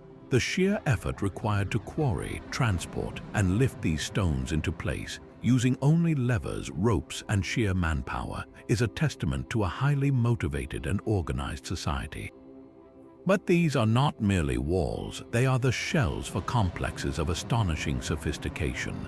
The ground plan of a typical Maltese temple is unique, resembling a cloverleaf or a series of bulbous, apsidal chambers arranged in a semicircle around a central courtyard. The walls curve inward, suggesting they may have once been roofed with corbelled vaults or timber and hides, creating enclosed, shadowy spaces. Inside, one finds evidence of intricate detail: altars, libation holes for liquid offerings, and curious niches that might have held sacred objects. The temples of Haga Kim and Mnajdra, perched on a cliffside overlooking the sea, are particularly remarkable for their astronomical alignments. The main doorway of the lower Mnajdra temple is precisely oriented so that the rising sun on the equinoxes illuminates the central corridor, while the solstice sunbeams light up the edges of stone slabs inside. This was not random construction, it was architecture calibrated to the cosmos. Within these sacred spaces, archaeologists have uncovered the most intimate and puzzling artifacts left by these people, a collection of stone statues and figurines. The most iconic are the so-called Fat Lady statues. These are corpulent, often colossal figures with massive hips, thick thighs, and pendulous breasts. They are frequently depicted lying down in a posture of repose or perhaps childbirth. Some are headless, suggesting that interchangeable heads made of other materials might have been used.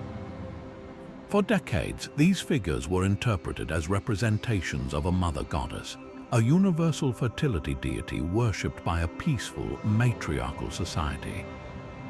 This view painted the Maltese temple period as a utopian, goddess-centered golden age. However, more recent scholarship urges caution. While the figures undoubtedly celebrate a concept of abundance and the life-giving power of the female form, their exact role is unclear. Were they central goddess idols, or were they representations of revered ancestors, symbols of a clan's lineage and prosperity? The absence of any explanatory text turns every interpretation into a compelling hypothesis. This brings us to the profound and absolute silence that defines this civilization. The temple-building culture of Malta left behind not a single glyph, not a scrap of writing on any medium. We have no king lists, no dedicatory inscriptions, no religious texts. This void is so complete that we do not even know what these people called themselves. The purpose of the temples, while clearly religious or ceremonial, is a matter of intense debate. Were they the focal point for a fertility cult that ensured abundant harvests and healthy children? Were they elaborate funerary complexes? Intriguingly, the temples are often located near hypogeums, incredible subterranean labyrinths carved from the living rock, like the famous Hal Saflieni hypogeum, which served as a collective burial site. This physical connection between the temples of the living and the tombs of the dead suggests a deep, integrated belief system surrounding life, death, and rebirth. But the rituals performed in the temples, the names of the gods invoked, the structure of the priesthood, all of this is lost. The mystery only deepens when we consider the society's sudden and dramatic collapse. Around 2500 BC, after over a millennium of continuous temple construction and use, this unique culture vanishes from the archaeological record. The temples were not destroyed by invaders. There is no evidence of violence or burning. Instead, they appear to have been deliberately abandoned. Construction stopped and the sites fell into disuse. What could cause a society to walk away from the monumental centers that had been the heart of their spiritual and communal life for centuries? One leading theory points to environmental catastrophe. Evidence suggests that by this time, Malta was suffering from severe deforestation and soil erosion. The fragile island ecosystem supporting a growing population may have been pushed beyond its limits. A prolonged drought could have led to famine and social unrest, undermining the authority of the temple-building elite. Another theory proposes a spiritual crisis. Perhaps a new religion or social ideology arrived with outsiders, rendering the old ways obsolete. Or maybe the very complexity of their society led to an internal revolt against the powerful priestly class that commanded such vast labor projects. The silence left behind is so profound that the subsequent era on Malta shows a complete cultural break. The people who lived on the islands after the temple builders had a different material culture, different burial practices, and no tradition of megalithic construction. It is as if the temple-building knowledge was not just forgotten, but utterly erased. The megaliths of Malta stand as a haunting monument to a people who possessed immense architectural skill and a deep spiritual drive, yet who took the secrets of their beliefs and the reason for their disappearance with them into the depths of time. They remind us that a civilization's most enduring legacy can sometimes be the questions it leaves unanswered. Its grandest temples serving as silent stone question marks aimed at the sky. Moving south along the arid coast of Peru, our exploration of silent civilizations brings us to a culture that mastered the very elements, turning metal and earth into instruments of both power and prophecy. Emerging in the wake of the Moche collapse around 750 AD, the Sican culture, also known as the Lambayak, forged a remarkable kingdom that dominated the northern coast for nearly 600 years. Their story is one of brilliant technological innovation and deep spiritual belief, yet it is a story told entirely through the language of their artifacts, for they, like so many others, left behind no decipherable written word. The lifeblood of the Sican Empire was not gold but water. In one of the world's driest deserts, their power was built upon a monumental achievement of hydraulic engineering, an extensive network of irrigation canals that transformed barren land into fertile agricultural valleys. These were not small ditches, they were massive channels that diverted water from the rivers flowing down from the Andes, enabling the cultivation of vast fields of corn, beans, and squash. This control over water allowed for a population boom and the creation of a significant surplus, which in turn fueled the growth of a complex, stratified society. The capital city, now known as Sican, centered around monumental mud brick pyramids, the largest of which, the Huaca del Oro, was a towering temple complex that dominated the sacred landscape.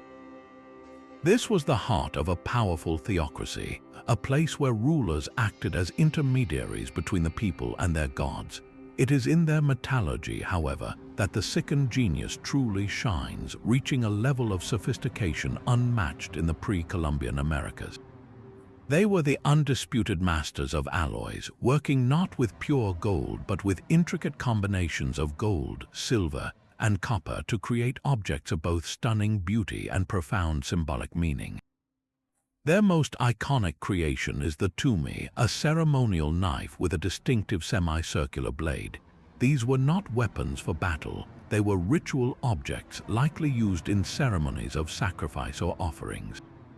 The most magnificent tumi knives feature a handle topped by the image of the Sican deity, a central figure in their religion often depicted as a stylized, winged figure with avian features and teardrop eyes. This being, possibly a fusion of a human and a bird of prey, appears to have been the central figure in their cosmos, a creator and a cultural hero. But the most haunting and personal artifacts are the magnificent gold masks.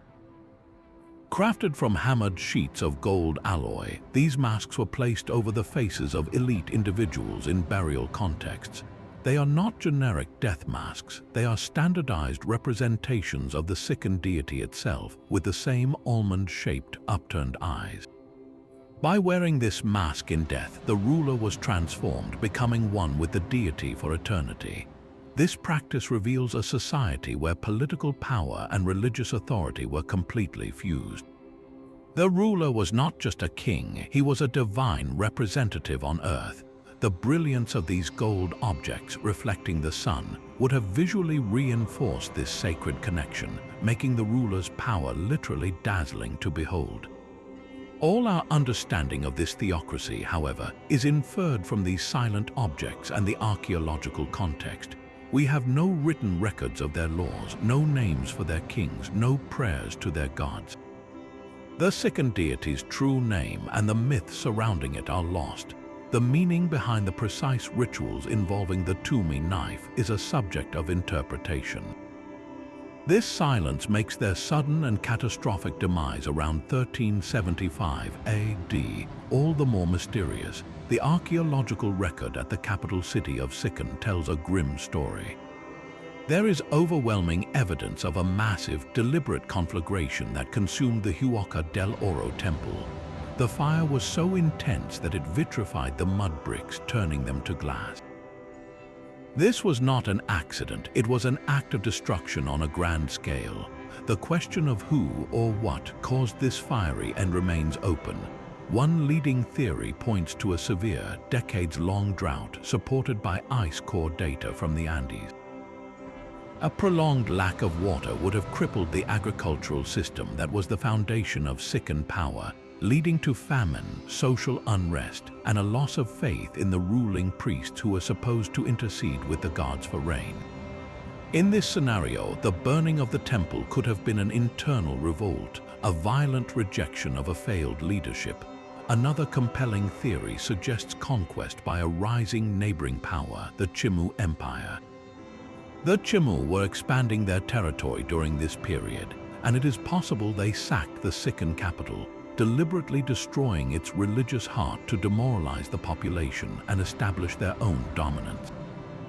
The truth may lie in a combination of these factors: environmental stress weakening the society from within, making it vulnerable to attack from without.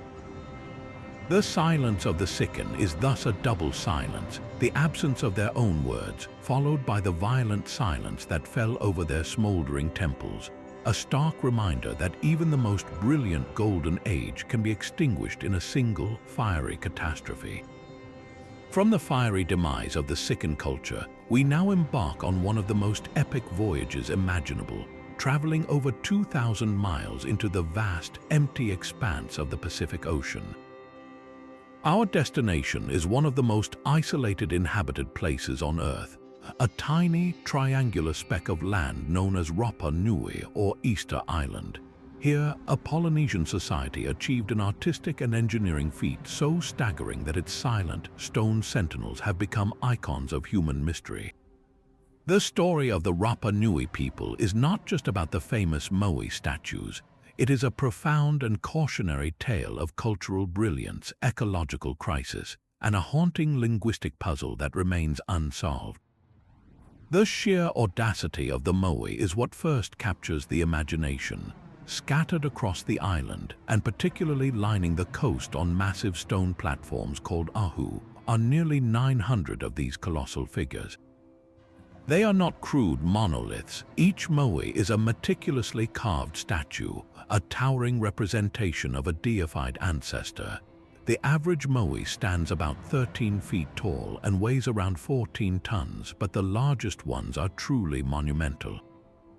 The biggest ever erected, named Paro, stood at a breathtaking 33 feet and weighed a staggering 82 tons. And then there is the one that was never finished, still lying in the quarry at Rongorongo, a behemoth that would have been 69 feet tall and estimated to weigh over 270 tons.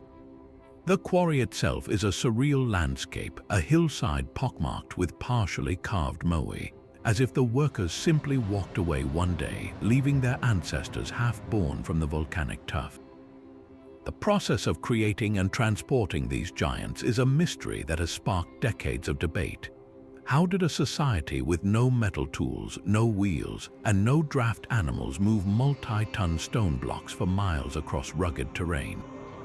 The traditional island oral history, recorded much later, speaks of the statues walking to their ahu.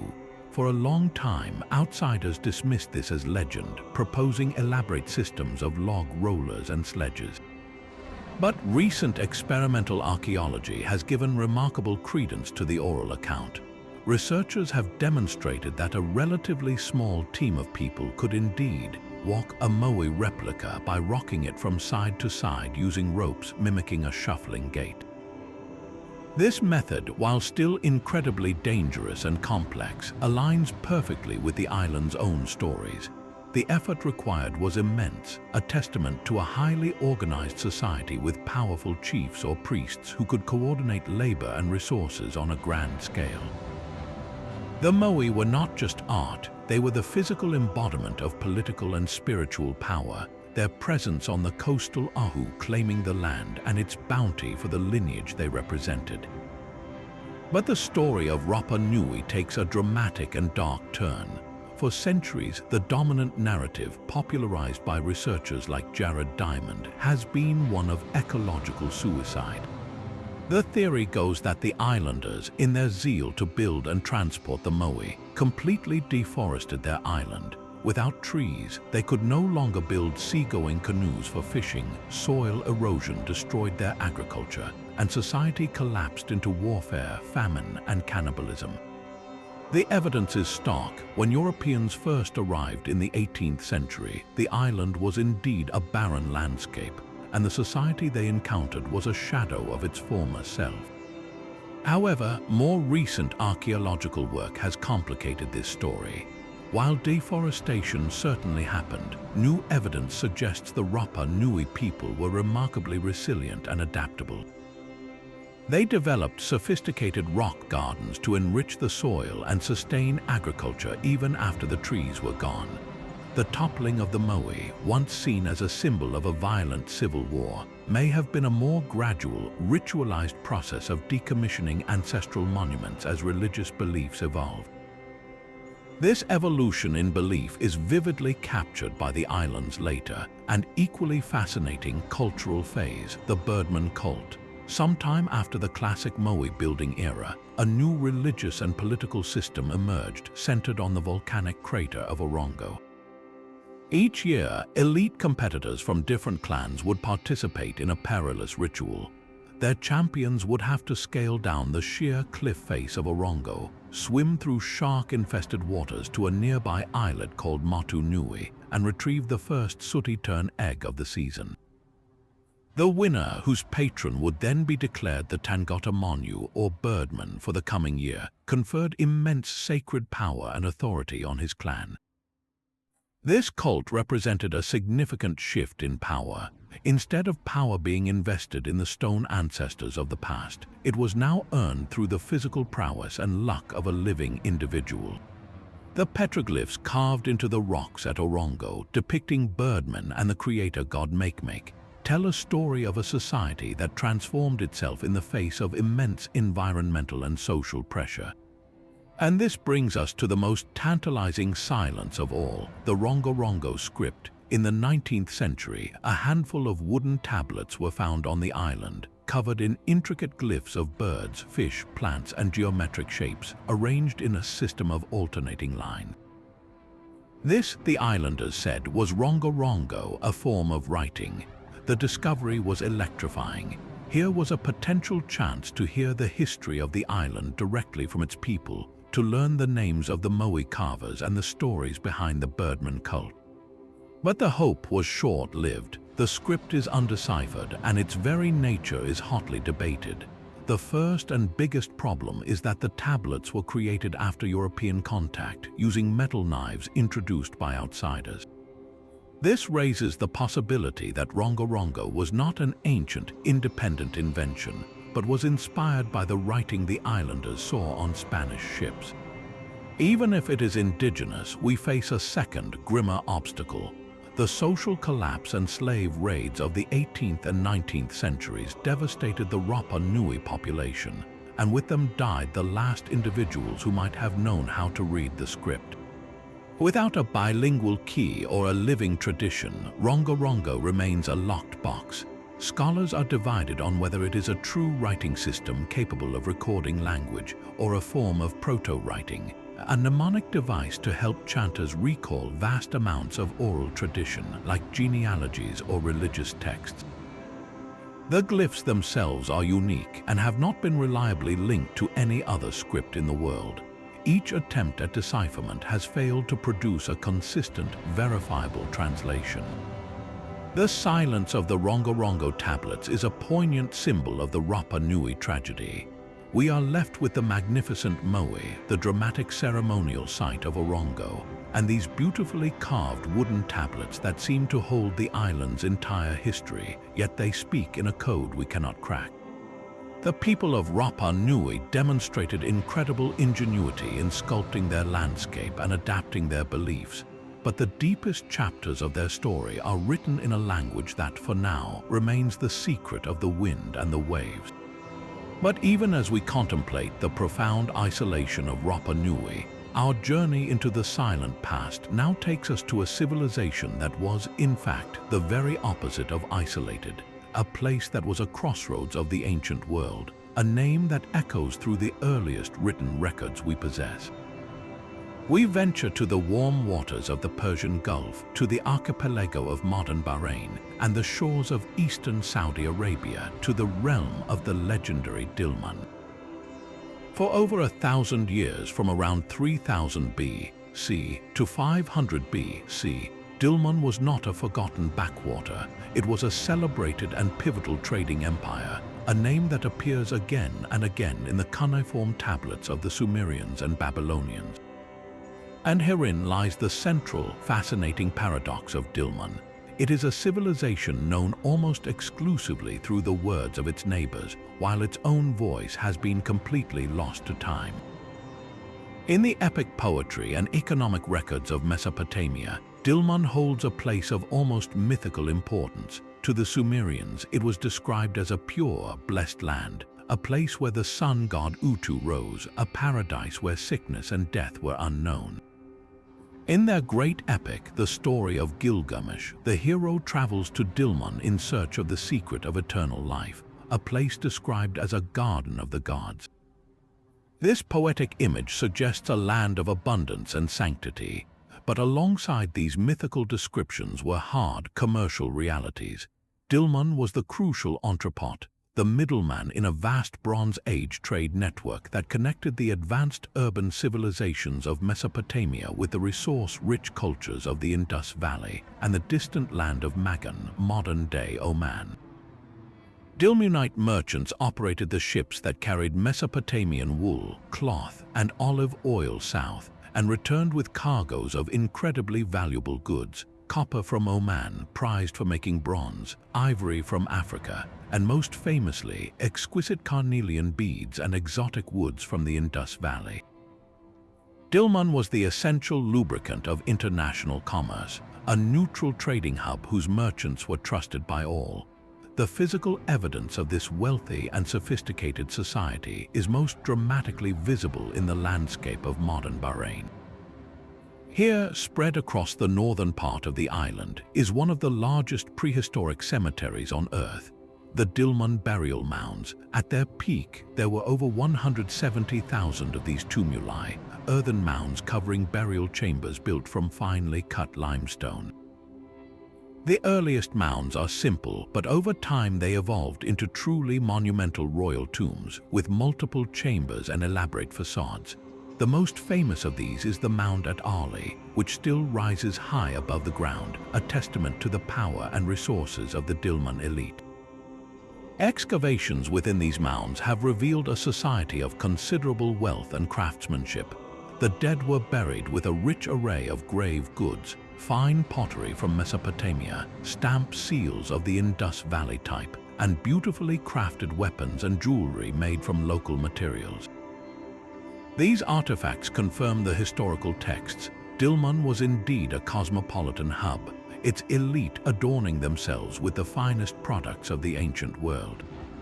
Yet, for all this vivid evidence of trade, wealth, and complex social structure, we encounter the profound silence that defines our list. Despite being surrounded by literate cultures, the Sumerians to the north and the Indus Valley Civilization to the east, the people of Dilmun themselves left behind no decipherable written records of their own. This is the great Dilmun enigma. We have Mesopotamian tablets that speak about Dilmun, recording shipments of copper from the mountains of Dilmun and taxes paid by Dilmunite merchants. But we have found no Dilmunite archives, no royal inscriptions, no economic texts written in a local language. A handful of seal inscriptions have been found, but they use Mesopotamian cuneiform to write Akkadian names or are Indus Valley script seals, likely belonging to foreign merchants living in Dilmun. The native language of the Dilmun people, their myths, their kings' names, their own perspective on their role as the gateway to a Sumerian paradise, all of this is absent.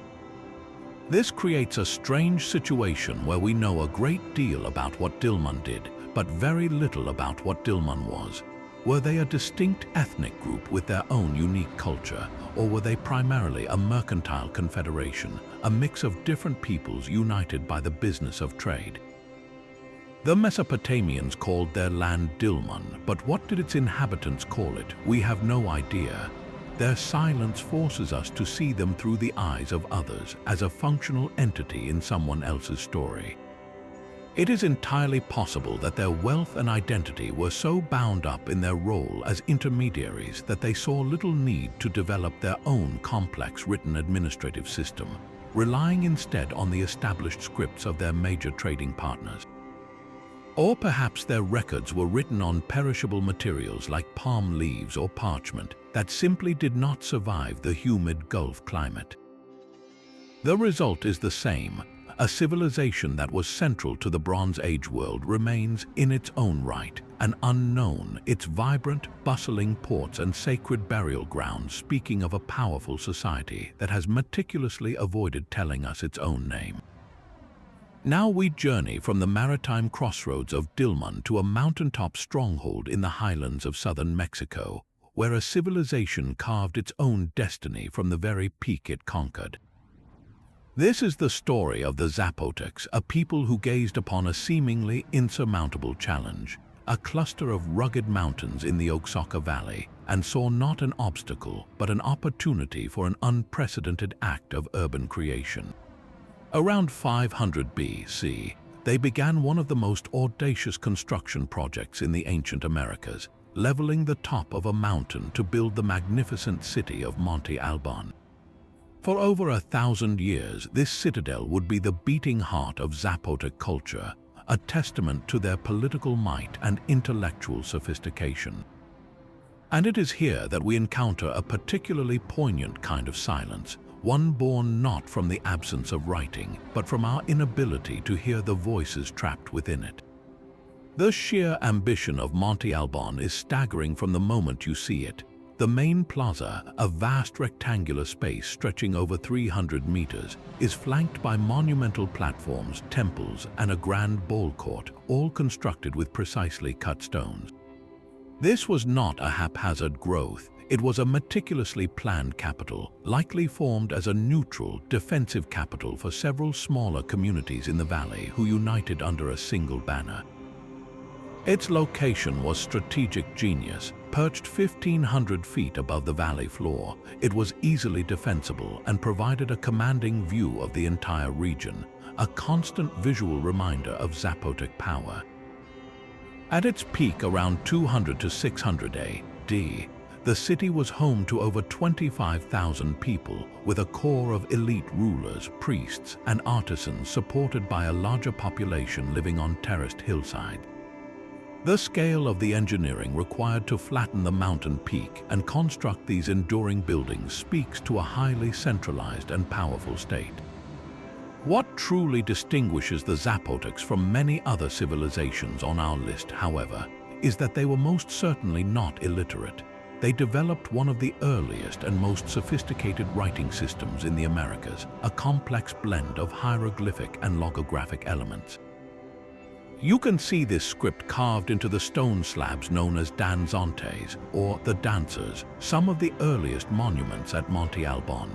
These figures, once thought to be depicting dancers, are now largely interpreted as tortured and slain captives, their names and places of origin perhaps recorded in the accompanying glyphs. Later, the script became more refined, appearing on ornate pottery, carved bones, and several dozen stone monuments. we see glyphs that likely represent dates from a sophisticated calendar system, and we can identify the names of places like Monte Alban itself, which seems to be represented by a glyph combining a hill with a flowering plant. We can even recognize the names of rulers, often accompanied by their titles and dates of significant events. This is what makes the Zapotec silence so uniquely frustrating. We have the writing, we can see it, but the vast majority of it remains a closed book. Unlike the Maya script, which has been largely deciphered thanks to bilingual clues and the survival of a few codices, the Zapotec script has resisted a full breakthrough. The primary reason is the devastating loss of context. The Spanish conquest was particularly destructive in this region, and it is believed that any Zapotec bark paper codices that might have served as long-form texts equivalent to the Maya books were systematically burned by missionaries. Without these extended narratives, archaeologists are left with short, often formulaic inscriptions on stone. It's like trying to learn English solely from reading the text on tombstones and building cornerstones. You might pick out names and dates, but you'll miss the poetry, the laws, and the history. Cracking this code is a monumental challenge because the Zapotec language itself is not dead. It is still spoken by hundreds of thousands of people in Oaxaca today. The problem is that the language has evolved dramatically over 2,000 years. Modern Zapotec is tonal, and its grammar and vocabulary have changed so much that drawing a direct line from a modern word to an ancient glyph is incredibly difficult. It's the linguistic equivalent of asking a modern English speaker to easily read and understand the original text of Beowulf in Old English. The connection is there, but the gap is immense. Decipherers are painstakingly trying to bridge this gap, looking for patterns and comparing the glyphs to what is known from archaeology. If we could finally read these inscriptions, the rewards would be transformative. For instance, the history of Monte Alban was clearly shaped by its interactions with two other Mesoamerican giants, the immense city of Teotihuacan to the north and the Maya kingdoms to the east. In the city's main plaza, there is a building constructed in the distinct talud table row architectural style signature to Teotihuacan. Does this represent a military alliance? A diplomatic envoy, or evidence of a Teotihuacan neighborhood within the Zapotec capital? The glyphs could tell us. Similarly, we see influences in art and symbolism flowing between the Zapotecs and the Maya. Were they rivals, trading partners, or both? A fully deciphered script would allow the Zapotecs to tell their own side of these grand Mesoamerican stories, moving them from being a supporting character in the narratives of others to being the protagonist of their own epic. It would reveal their own chronicles of warfare, their myths of creation, and the true nature of the sophisticated theocracy that ruled from their sky-born city for more than a millennium. For now, the stones of Monte Alban stand in majestic silence, their intricate glyphs holding the secrets of a civilization that mastered a mountain, but whose voice we have only just begun to hear in faint, tantalizing whispers. Continuing our journey through the silent civilizations of the ancient world, we now travel to the very heart of modern Mexico, to a place that reveals an intimate and deeply human side of the prehistoric past. Long before the Great Pyramids of Teotihuacan or the sprawling Aztec capital of Tenochtitlan rose from the valley floor, a vibrant and artistically gifted people thrived there during the formative period. This is the story of the Tlatilco culture, a society that flourished from around 1500 to 500 BC, and whose legacy is preserved not in grand monuments, but in the small, delicate, and profoundly expressive clay figurines placed carefully in their graves.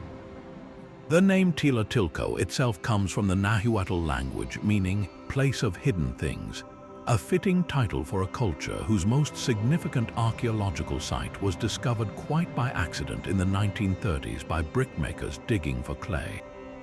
What these workers uncovered was an extensive burial ground, a silent city of the dead that offered an unparalleled window into the lives of a people about whom we know almost nothing else.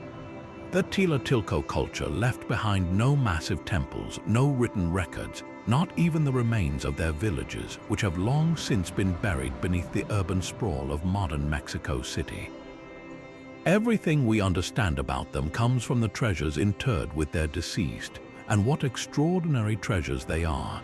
The Tila-Tilco artists produced a staggering variety of ceramic figurines, each one a masterpiece of miniature storytelling. These are not the stiff, formal idols of some ancient cultures. They are bursting with life, movement, and personality. We see figures engaged in the most mundane activities of daily life. Women grinding corn on a stone metatare, couples embracing with evident affection, and even acrobats captured in mid-handstand. There are dancers with their arms raised, ball players wearing protective pads, and individuals playing flutes and drums. This incredible diversity suggests a society that celebrated the human experience in all its forms, from the sacred to the playful. But among these lively scenes are figurines that are far more mysterious and thought-provoking. The Tila-Tilco artists had a particular fascination with duality and physical transformation.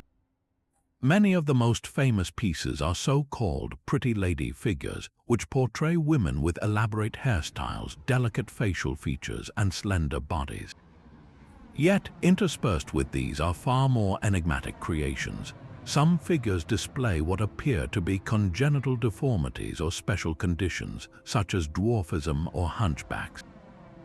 Most striking of all are the numerous two-faced or two-headed figurines, which feature a single body with two distinct faces looking in opposite directions.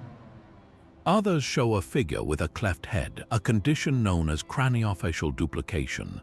For a long time, archaeologists interpreted these literally, seeing them as straightforward depictions of individuals with rare medical conditions who held special status in their community. However, a more compelling interpretation has gained ground, suggesting these bizarre physical forms are not meant to be taken literally. Instead, they may represent powerful shamanic visions or spiritual beliefs centered on the concept of duality, the interplay between life and death, the physical and spiritual worlds, or the human and animal realms. In many shamanic traditions, a ritual specialist enters a trance state and experiences a transformation, sometimes feeling their consciousness split or their body merge with an animal spirit. The two-headed Tila-Tilco figurines could be a beautiful attempt to visualize this state of being, showing a person who exists simultaneously in two worlds. This transforms the figurines from simple portraits into profound theological statements, artifacts of a complex belief system that viewed the universe as a place of interconnected dualities. This leads us directly to the core of the Tila-Tilco mystery, a silence that makes every interpretation a compelling guess. Without a single written word to guide us, we are left to read the meaning in these silent clay forms. Were the pretty lady figures representations of a fertility goddess, or were they cherished portraits of specific women, buried with them as companions for the afterlife?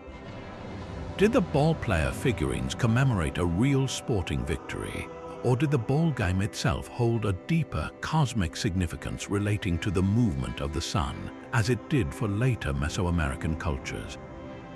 The sheer variety of the figurines makes it unlikely they served a single purpose. Some were undoubtedly grave goods meant to accompany and comfort the deceased. Others may have been used in household rituals to ensure health and prosperity, and still others might have been teaching tools used by elders to explain myths and social roles to the young. The ultimate fate of the Tila-Tilco culture is as shadowy as its origins. Around 500 BC, their distinct artistic style begins to fade from the archaeological record, gradually being absorbed or replaced by the influences of other rising cultures in the valley, particularly the Olmec-influenced Tlapacoya and the early precursors to Teotihuacan. They did not vanish in a cataclysm but were slowly woven into the broader tapestry of Mesoamerican history. The Tila-Tilco people thus present a different kind of historical silence. It is not the silence of a collapsed empire or a forgotten script.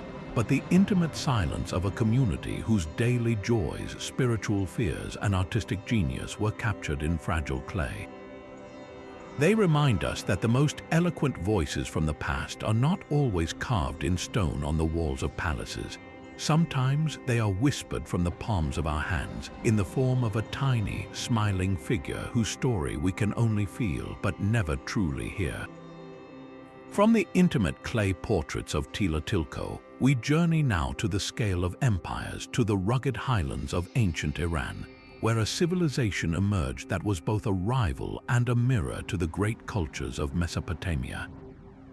This is the world of the Elamites, a people who forged a powerful and enduring kingdom that lasted for over 2,000 years from around 2700 BC to the rise of the Persian Empire. For centuries, the narrative of the ancient Near East has been dominated by the stories of Sumer, Akkad, and Babylon, as told through the thousands of cuneiform tablets they left behind.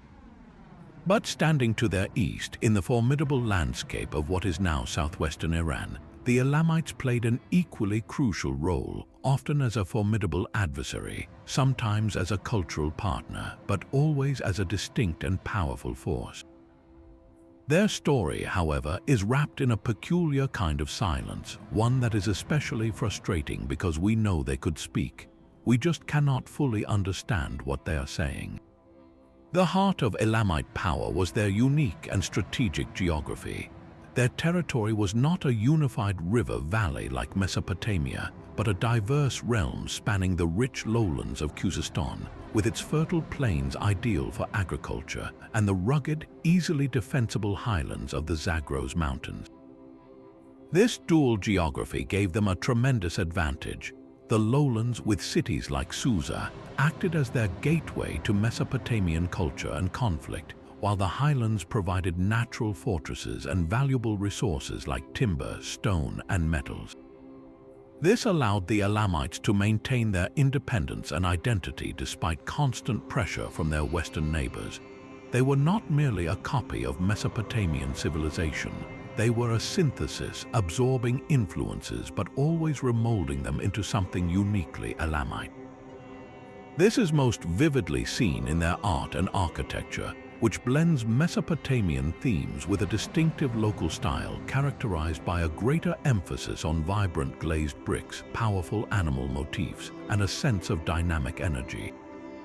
The most breathtaking surviving monument to their architectural genius is the ziggurat at Chog Hazanbil, built by King Untashnaparisha around 1250 BC.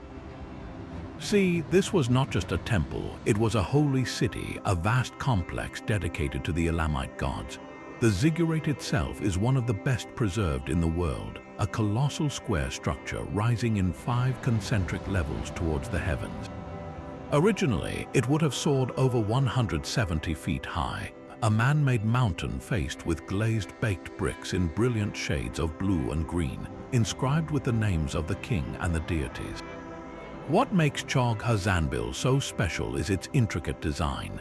Unlike Mesopotamian ziggurats, which were usually at the center of a city, this was a purpose-built religious center with multiple temples dedicated to different gods, surrounded by 3 massive concentric walls. The entire complex was supplied with water by a remarkable feat of engineering, a network of canals that fed a large reservoir, demonstrating a sophisticated understanding of hydraulics. Walking through the ruins today, you get a powerful sense of a society that invested immense wealth and spiritual fervor into creating a gateway between the earthly and the divine. And this brings us to the central, tantalizing paradox of the Elamites. Unlike many civilizations on our list, they were most certainly literate. In fact, they developed not 1 but 2 writing systems. The first, known as Proto-Elamite, appears around 3100 BC, making it one of the very earliest scripts in the world, contemporary with the earliest cuneiform in Sumer. Used for several centuries, it consists of around 1,000 abstract signs, inscribed on clay tablets that seem to be primarily administrative, records of commodities, livestock, and land. But despite over a century of effort by the world's best linguists, Proto-Elamite remains almost entirely undeciphered. It is a profound enigma. We cannot even be certain what language it represents. Is it an early form of the known Elamite language, or is it something else entirely? The script shows no clear relation to any other known writing system, and without a bilingual text or a substantial body of later material to compare it to, it remains a locked door to the very beginnings of Elamite history. Centuries later, the Elamites adopted the cuneiform script from Mesopotamia, but they used it to write their own language. This linear Elamite script, as it is known, is partially deciphered. We can read the names of kings and gods and understand some basic grammatical structures and vocabulary, but this is a case where a little knowledge only deepens the mystery. The vast majority of linear Elamite inscriptions are short, formulaic dedications on monuments or royal artifacts. We lack the extensive archives, the royal chronicles, the religious texts, the personal letters, that would allow us to truly hear the Elamite voice. It is as if we have recovered the captions for their monuments, but the epic poems and history books are missing. For all practical purposes, the inner world of the Elamites, their literature, their detailed history, their unique philosophical and religious ideas remains largely lost. We see them most clearly through the accounts of their enemies, the Mesopotamians, who described them as fierce warriors and troublesome neighbors, a perspective that is inevitably biased and incomplete. This linguistic silence makes it difficult to fully grasp the nature of their society, which appears to have been organized differently from the highly centralized monarchies of Mesopotamia. Evidence suggests that Elam may have been a federation or a confederation, with power shared between a supreme ruler, often bearing the title Sakalma, and regional governors or co-regents. This complex political structure, possibly with a greater role for women in the ruling line than was common elsewhere, is hinted at in the records but cannot be fully understood without their own detailed accounts. The Elamites worshipped a distinct pantheon of gods with a special emphasis on powerful female deities like Pinakir and Kirarisha, but the rich mythology that must have surrounded these figures is silent. They were a major power capable of sacking Ur and installing their own rulers in Babylon, yet their own version of these world-shaking events is a blank page. The Elamites stand as a stark reminder that the presence of writing does not automatically guarantee that a civilization story will be heard. Sometimes the records are too few, the scripts too obscure, or the archives too long lost, leaving a mighty empire as one of history's most prominent and eloquent ghosts. Now we shift our focus from the mighty empires of the Near East to a phenomenon that spread across the face of prehistoric Europe like a cultural fingerprint, one defined not by grand palaces or decipherable texts, but by a simple, elegant object, a distinctive bell-shaped drinking vessel. This is the story of the bell beaker culture, a pervasive and puzzling archaeological horizon that emerged around 2800 BC and lasted for nearly a millennium, stretching from the Atlantic coasts of Iberia to the plains of Hungary and the British Isles. The beaker people left behind no cities, no written records, and no king lists. Their identity is instead etched into the landscape through thousands of burials, their presence announced by the unique pottery that gives them their name. The central, heated debate surrounding them strikes at the very heart of how we understand cultural change in prehistory. Were the beaker folk a wave of migrating people, or was their signature style simply a fashionable idea that spread from community to community? The archaeological signature of this culture is both clear and consistent. In graves across Europe, we find a recurring set of artifacts placed alongside the deceased. The most iconic is, of course, the bell beaker itself, a finely made, S-shaped pot, often decorated with intricate patterns created by pressing cord or a comb into the clay before firing. But the beaker was rarely alone. This toolkit of identity frequently included archery equipment, V-shaped perforated stone wrist guards to protect an archer's arm from the snap of the bowstring, and finely crafted flint arrowheads. Also common are copper daggers, among the earliest metal weapons in Europe, signifying both status and technological innovation. This consistent package of goods, found from Portugal to Poland, suggests a shared set of values, a common social language that transcended local tribal affiliations. It speaks of a society that valued warrior prowess, communal drinking rituals perhaps involving alcoholic beverages like mead or beer, and personal adornment. For over a century, archaeologists have wrestled with the question of what the spread of this package actually means. The debate is essentially a choice between two models. The first is migration. This theory posits that a distinct group of people, possibly originating in the Iberian Peninsula or Central Europe, actually moved across the continent, bringing their customs, their technology, and their genes with them. They would have been a mobile, possibly horse-riding people, whose arrival disrupted or assimilated the existing Neolithic farming communities. The second model is cultural diffusion. In this view, the bell beaker package was a prestigious new set of symbols and technologies that was adopted by local elites far and wide.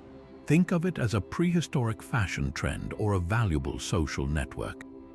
Local chieftains might have adopted the beaker, the dagger, and the archery gear as a way to signal their participation in a pan-European elite culture, facilitating trade and alliances without any significant movement of people. In recent years, a scientific revolution has shed startling new light on this ancient mystery, the analysis of ancient DNA. By extracting and sequencing genetic material from skeletal remains in bell beaker graves, researchers have been able to peer directly into the biological ancestry of these individuals. The results have been dramatic and, for many, surprising. The genetic evidence strongly supports the migration theory, at least for certain regions. In Britain, for example, studies show that around 90% of the island's gene pool was replaced within a few hundred years of the appearance of the first bell beaker artifacts. The existing population, who built monuments like Stonehenge in its early phases, were largely replaced by newcomers genetically distinct from them, who originated from the European continent. This was not a peaceful blending. It suggests a large-scale migration that had a profound demographic impact. Yet the story is not so simple everywhere. In other parts of Europe, the genetic picture shows more continuity, with existing populations adopting beaker customs without being completely replaced. This suggests that the beaker phenomenon was not a single monolithic event, but a complex process that played out differently in different regions. In some areas, it was indeed a migration of people. In others, it was primarily the spread of a powerful cultural idea. This makes the bell beaker culture not one thing, but a fascinating mosaic of migration, imitation, and integration. They were likely both, a core group of highly mobile people whose distinctive culture became so attractive and prestigious that it was eagerly adopted by others, creating a widespread network that connected much of Europe for the first time. The impact of this network was transformative, marking the transition from the Stone Age to the Bronze Age in Europe. The beaker people were instrumental in spreading metallurgical knowledge. Their demand for copper and later tin to make bronze stimulated mining and trade on an unprecedented scale. They established the trade routes that would define European commerce for millennia to come. Furthermore, their genetic legacy is still visible in modern European populations. The silence of the beaker culture is therefore a profound one. We can trace their movements through isotopes in their teeth that reveal where they grew up. We can read their genetic history from their bones, and we can infer their social values from the goods they took to their graves. But we have no idea what language they spoke. We don't know if they had a common name for themselves. We cannot hear the toasts they made with their beakers or the stories they told about the heroes buried with their copper daggers. They built a connected Europe, paving the way for the ages of metal that would follow, yet they did so without leaving a single word behind, their entire world reconstructed from the silent, eloquent objects they cherished in life and death. Venturing from the interconnected world of the bell beakers, our journey now pushes off from the familiar shores of continents and into the greatest wilderness our planet has to offer, the open ocean. We set a course for the Pacific, a vast expanse of blue covering nearly a third of the Earth's surface, where a different kind of civilization left its mark not in stone or clay, but in the very currents and stars. This is the story of the Lapita culture, the audacious voyagers who became the founding ancestors of virtually all the peoples of Polynesia. Theirs is an epic not of conquering land, but of mastering the sea, a saga of exploration and settlement carried out over thousands of miles without the aid of a single written map or logbook. The story of the Lapita begins not in the remote islands of the Pacific, but further west, as part of the great Austronesian expansion that originated in Taiwan. Around 1500 BC, these seafaring people began a relentless push eastward, moving through the islands of Melanesia. What sets the Lapita apart from the earlier inhabitants of this region is their distinctive and beautiful material culture, the hallmark of which is their pottery. This is not the plain, utilitarian ware of simple farmers. Lapita pottery is an artist's canvas characterized by a unique decorative technique known as dentate stamping. Before the clay was fired, artisans would use small, toothed implements, likely made of shell or bone, to press intricate geometric patterns into the surface. These designs are astonishingly complex, featuring faces, eyes, and motifs that may represent their gods or ancestors, creating a visual language that is instantly recognizable to archaeologists. This pottery style acts like a trail of breadcrumbs across the ocean, a consistent cultural signature that allows us to trace their movement from island to island with remarkable precision. And what a movement it was! The Lapita expansion is one of humanity's most extraordinary feats of exploration. Starting from the Bismarck archipelago near New Guinea, they embarked on a series of intentional voyages into the unknown. They sailed against the prevailing winds and currents, a strategy that seems counterintuitive until you realize its genius. If you found nothing, you could turn back and have the wind at your back for a swift return. Their vessels were large, stable double-hulled canoes capable of carrying dozens of people, along with their most precious cargo, families, domesticated animals like pigs, chickens, and dogs, and the seedlings of vital food plants like taro, yams, and breadfruit. They were not just explorers, they were portable farmers setting out to colonize new worlds, carrying everything needed to establish a sustainable life. Using their profound knowledge of the stars, the swells of the ocean, the flight patterns of birds, and the color of the water, they navigated with a skill that would not be matched by European sailors for millennia. Within just a few centuries, they had leapfrogged across the Pacific, settling remote island groups like Fiji, Tonga, and Samoa. This breathtaking achievement is shadowed by the profound silence that defines them for modern historians. The Lapita possessed no system of writing. They left behind no written sailing directions, no lists of kings, no creation charts carved into wood or stone. Their entire history, their navigational science, their genealogies, and their laws were stored in the most fragile of archives, human memory. This was an oral culture of the highest order, where specialized knowledge was passed down with meticulous precision from master navigators to their apprentices, from priests to their successors. The survival of the community literally depended on the accuracy of this orally transmitted knowledge. A mistake in recalling a star path or a current could mean vanishing forever into the empty ocean.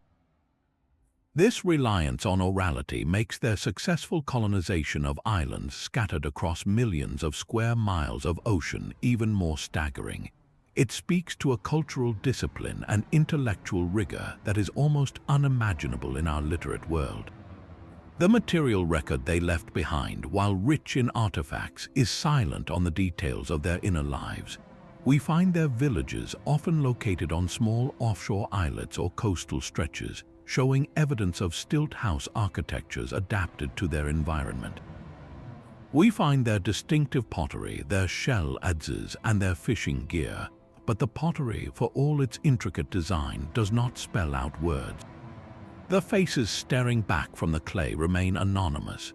We do not know the names of the great navigators who first sighted Fiji or Tonga. We don't know the personal stories of the families who made those perilous journeys. The silence is so complete that we are even uncertain why, after such a rapid and far-flung expansion, the distinctive Lapita pottery tradition itself eventually faded away in most of Polynesia around 500 BC. It may be that on these remote islands the need for such complex pottery diminished, or that their cultural focus shifted as they adapted to their new homes. Yet, to say the Lapita have no voice is not entirely accurate. Their voice simply changed its medium. It evolved from the material culture of pottery into the living tradition of their descendants. The Polynesian societies that grew from the Lapita Foundation, the Maori of New Zealand, the people of Hawaii, and the cultures of Tahiti and Rapa-nui preserved the essence of the Lapita world in their oral histories. Their epic chants, which can trace genealogies back for generations, often to legendary founders who arrived by canoe from a homeland called Hawaii, are the direct inheritors of that Lapita oral tradition. Their master navigators, who until recently could still sail across thousands of miles of open ocean using only the stars and the waves, are the intellectual descendants of those first Lapita explorers. The Lapita did not need writing because they built a civilization where memory was a living, breathing library, a library that was successfully carried across the greatest expanse of water on Earth, enabling one of the most successful and widespread human dispersals in history. Their legacy is not a forgotten script, but the very existence of the Polynesian world itself, a testament to the power of the human mind to map the world without ever putting pen to paper.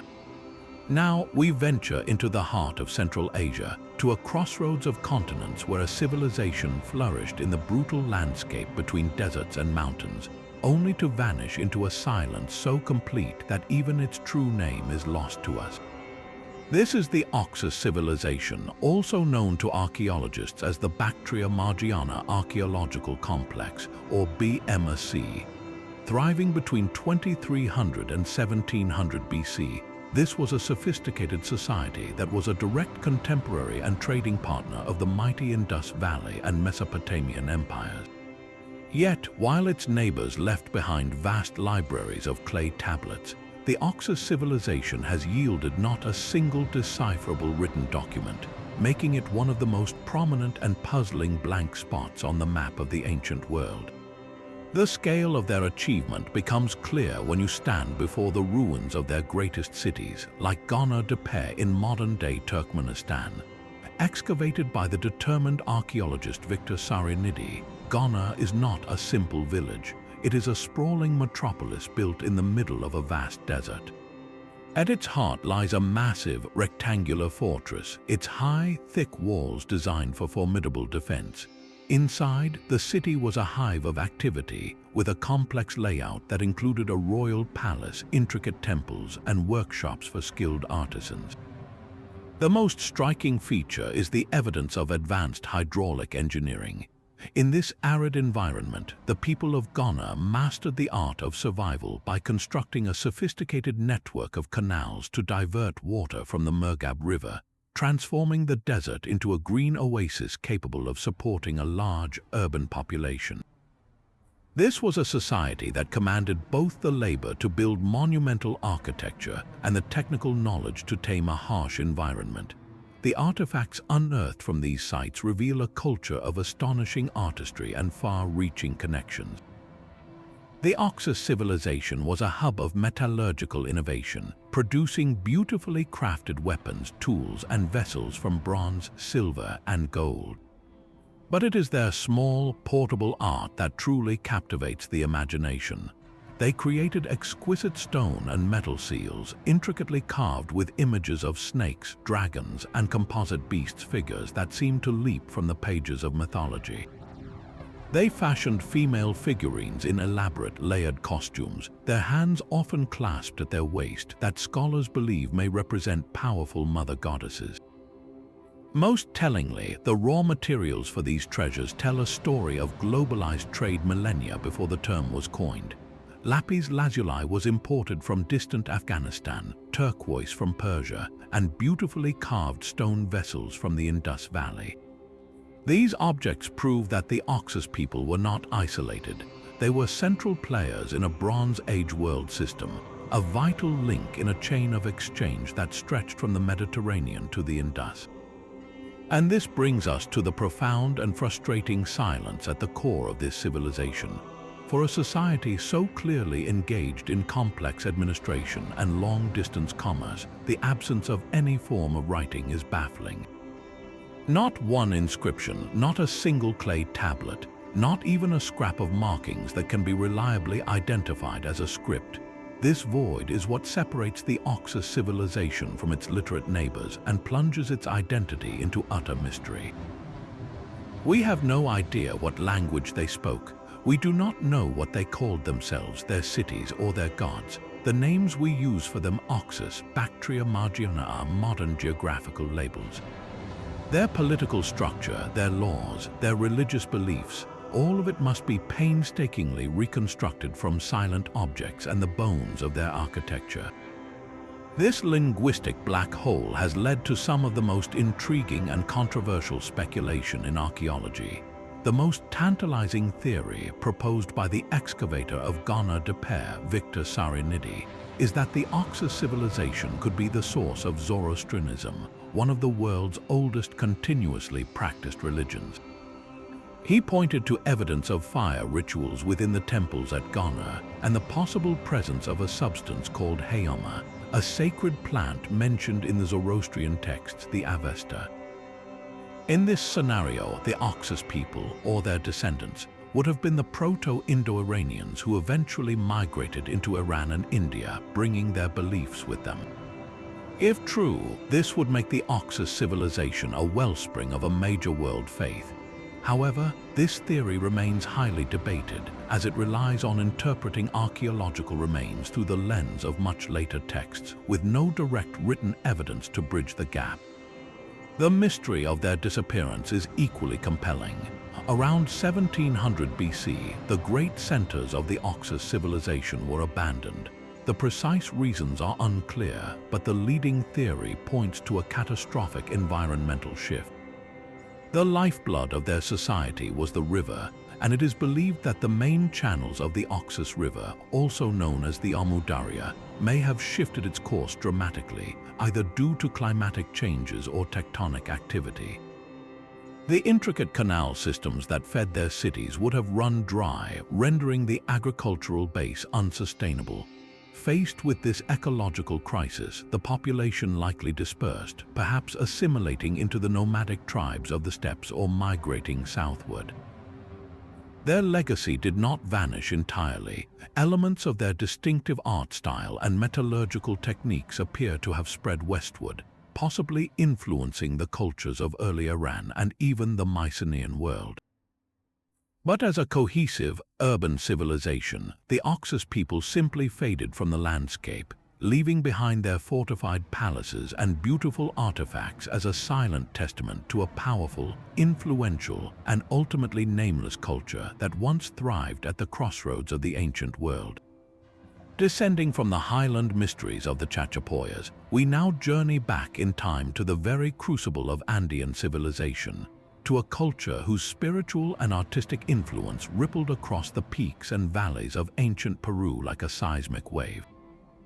This is the world of the Chavin, a civilization that flourished between 900 and 200 BC, and which scholars often call the first mother culture of the Central Andes. What makes the Chavin so significant and so enigmatic is that they achieved this foundational status not through military conquest or a centralized empire, but through the sheer power of an idea, a revolutionary religious vision that captivated an entire region, all without the aid of a single decipherable written word. The epicenter of this spiritual revolution was the ceremonial center of Chavín de Huántar, a site that feels less like a temple and more like a living, breathing entity carved into the base of a towering mountain in the Peruvian highlands. Approaching the complex, you are first met by a massive U-shaped platform structure built with remarkable precision using coursed stone masonry. But the true genius and mystery of Chavín de Huántar lies not in its external grandeur, but in its hidden subterranean heart. The temple is honeycombed with a network of narrow, dark, and utterly confounding internal galleries and passages. These are not merely corridors, they are a labyrinth designed to disorient and overwhelm the senses. To walk through them is a profound physical experience. The air is cool and still. The darkness is punctuated only by slivers of light from ingeniously designed ventilation shafts, and the silence is broken only by the distant, unnerving sound of water rushing through carved canals beneath your feet. This was not accidental architecture. It was a carefully engineered environment meant to induce an altered state of consciousness in those who entered, preparing them for a direct encounter with the divine. At the very core of this labyrinth, in a cruciform chamber deep within the oldest part of the temple, resides the most iconic and terrifying artifact of the Chavín world, the Lanzón monolith. This is not a statue you observe from a distance. It is a 15-foot-tall shaft of carved white granite that pierces both the floor and ceiling of the chamber, anchoring the temple to the earth and the heavens. The being depicted on the Lanzón is a masterpiece of theological fusion and sheer intimidation. It has the broad, fanged face of a jaguar, a symbol of terrestrial power. Its eyebrows and hair are composed of swirling, serpentine forms connecting it to the underworld, and from its head rises a towering, crown-like structure, suggesting a celestial dimension. This is not a friendly, benevolent god. It is a daunting, snarling composite deity, a master of all realms staring out eternally from the darkness. Pilgrims who had navigated the confusing galleries would have been brought face to face with this awe-inspiring image, likely in a ritual accompanied by the hallucinogenic effects of the San Pedro cactus, creating an unforgettable, terrifying, and transformative experience. This powerful religious aesthetic did not stay confined to the highlands. The influence of Chavín de Huántar spread across an astonishingly wide area of Peru, from the coastal deserts to the edges of the Amazon basin. This was not an empire enforced by armies, but a cult or a horizon style that was adopted voluntarily by local cultures. They were drawn to the sophisticated iconography and the perceived power of the Chavín belief system. This spread is visible in the artifacts they left behind, particularly their exquisite textiles and finely polished stone carvings. The Chavín were master craftsmen, and their art is a complex language of its own. It is filled with what scholars call kennings, visual metaphors where one element transforms into another.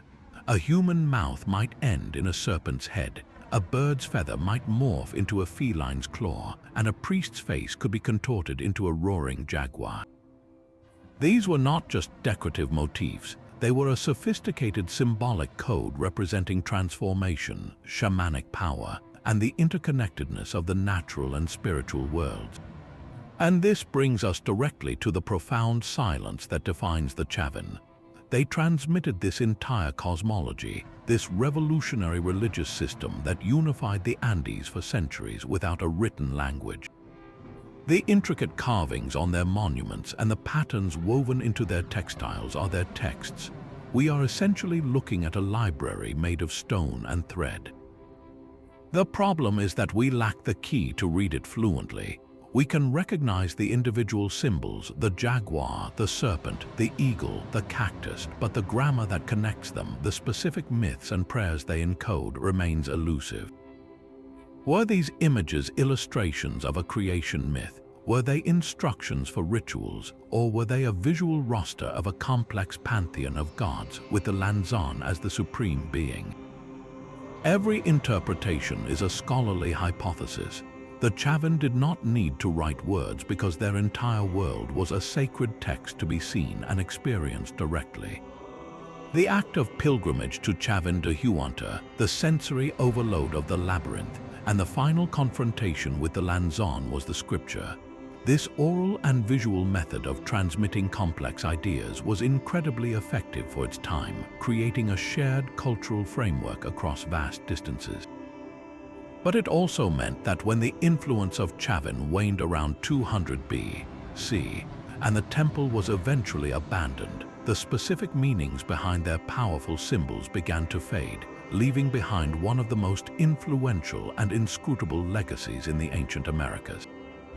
But now, our journey takes us from the engineered labyrinths of Peru to the rugged, wine-dark valleys of southeastern Europe, to a people who lived in the very shadow of one of history's most loquacious civilizations, yet chose to remain almost completely silent themselves. These were the Thracians, a collection of powerful and independent tribes who inhabited a vast territory spanning what is now Bulgaria, Romania, northern Greece, and Turkey. To their neighbors, the ancient Greeks, the Thracians were a people of legend and paradox. They were renowned as the fiercest of warriors, second only to the Persians in numbers, according to the historian Herodotus, who also claimed that if they could ever unite under a single king, they would be the most invincible people on earth. Yet, these same formidable fighters were also celebrated as master goldsmiths, creators of some of the most breathtaking and intricate metalwork the ancient world ever produced. This duality is perfectly captured in the stunning artifacts they left behind, most famously the Panagurist treasure. Discovered by chance in 1949, this ritual dining set is not merely a collection of gold vessels. It is a masterpiece of miniature storytelling and technical virtuosity. The set includes 9 exquisitely crafted pieces rhytons shaped like animal heads and women's faces, a large amphora rhyton, and a phial or offering dish.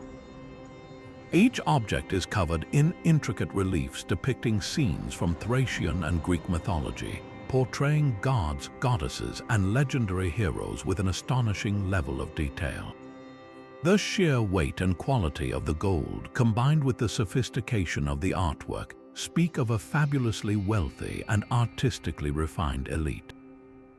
Holding one of these vessels, you can imagine it being used in a lavish ceremony by a powerful chieftain or priest, a symbol of power meant to dazzle and intimidate. And this brings us to the central, profound irony that defines the Thracians for historians. They were immediate neighbors to the Greeks, who were not only prolific writers but also fascinated by their Thracian counterparts.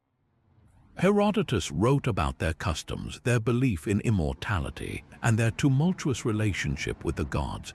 Greek playwrights like Euripides set tragedies in Thrace, and the land was considered the home of the god of wine, Dionysus himself. The Thracians were immersed in a world of literacy, and yet they themselves left behind no written records of their own history, laws, or beliefs.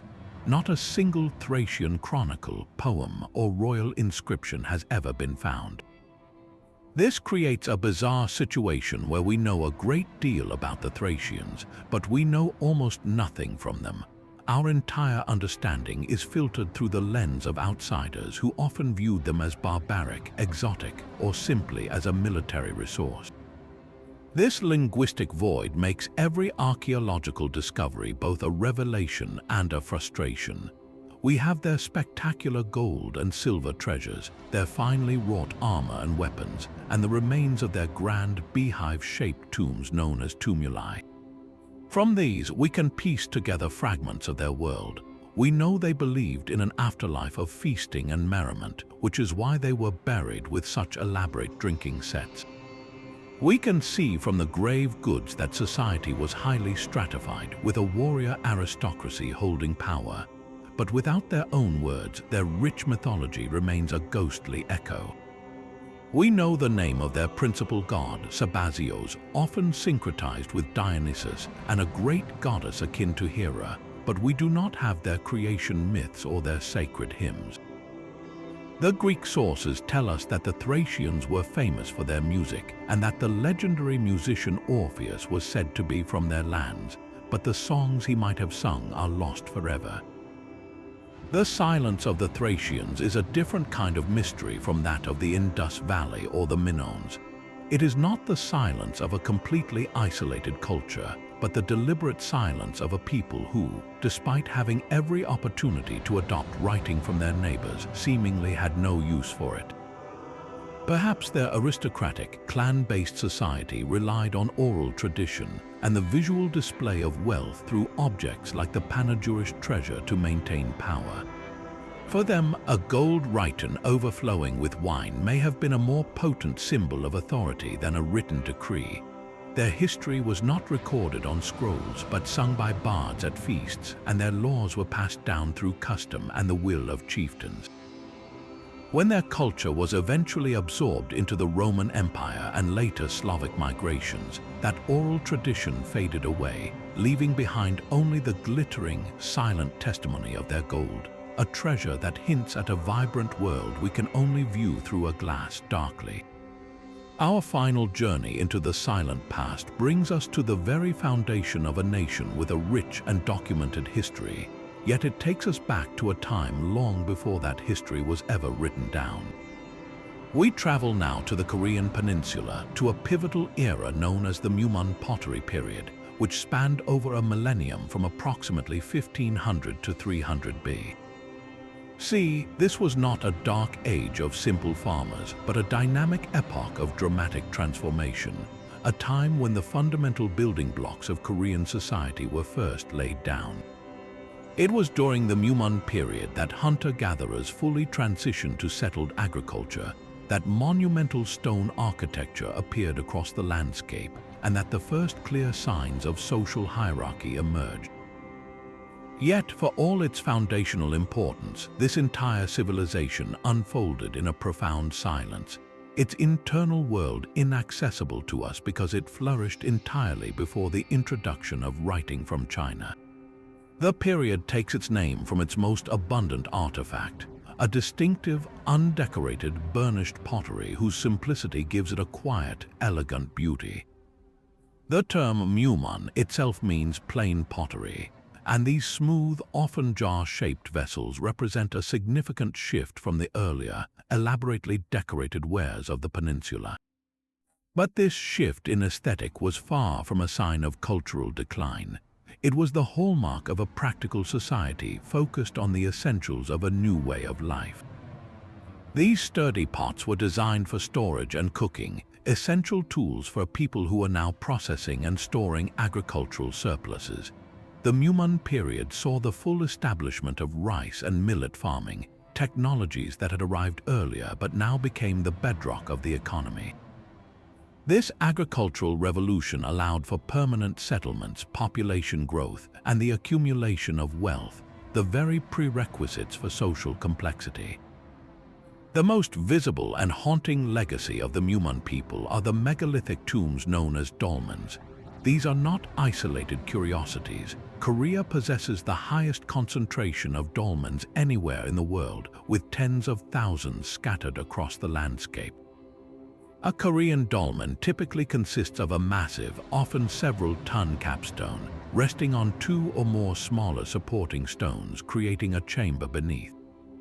There are two main types, the table style, which looks like a giant stone table, and the go-board style, where a large capstone is simply placed directly on the ground. The effort required to quarry, transport, and erect these monuments was immense. They are the Korean equivalent of the pyramids, a clear signal that some individuals in society commanded enough labor and held enough prestige to warrant such a grandiose final resting place. The dolmens are silent but powerful testimony to a society that had begun to divide into leaders and followers, elites and commoners. This emerging social stratification is dramatically illustrated at large, central settlements like Songguk-rai in the south. This was not a simple village of equals. Archaeological excavations have revealed a community with a clear internal structure. The settlement was surrounded by a ditch and palisade, indicating a need for defense and a sense of collective identity. Within these walls, the remains of pit houses show variation in size and associated artifacts. Some houses were larger and contained a greater number of high-status goods, like polished stone daggers and fine, red burnished pottery, suggesting they were the homes of a leading family or clan. Smaller, plainer dwellings surrounded them. This pattern points to a chiefdom-level society, where a hereditary leader or a council of elders held authority over a district, drawing tribute from surrounding farms and villages.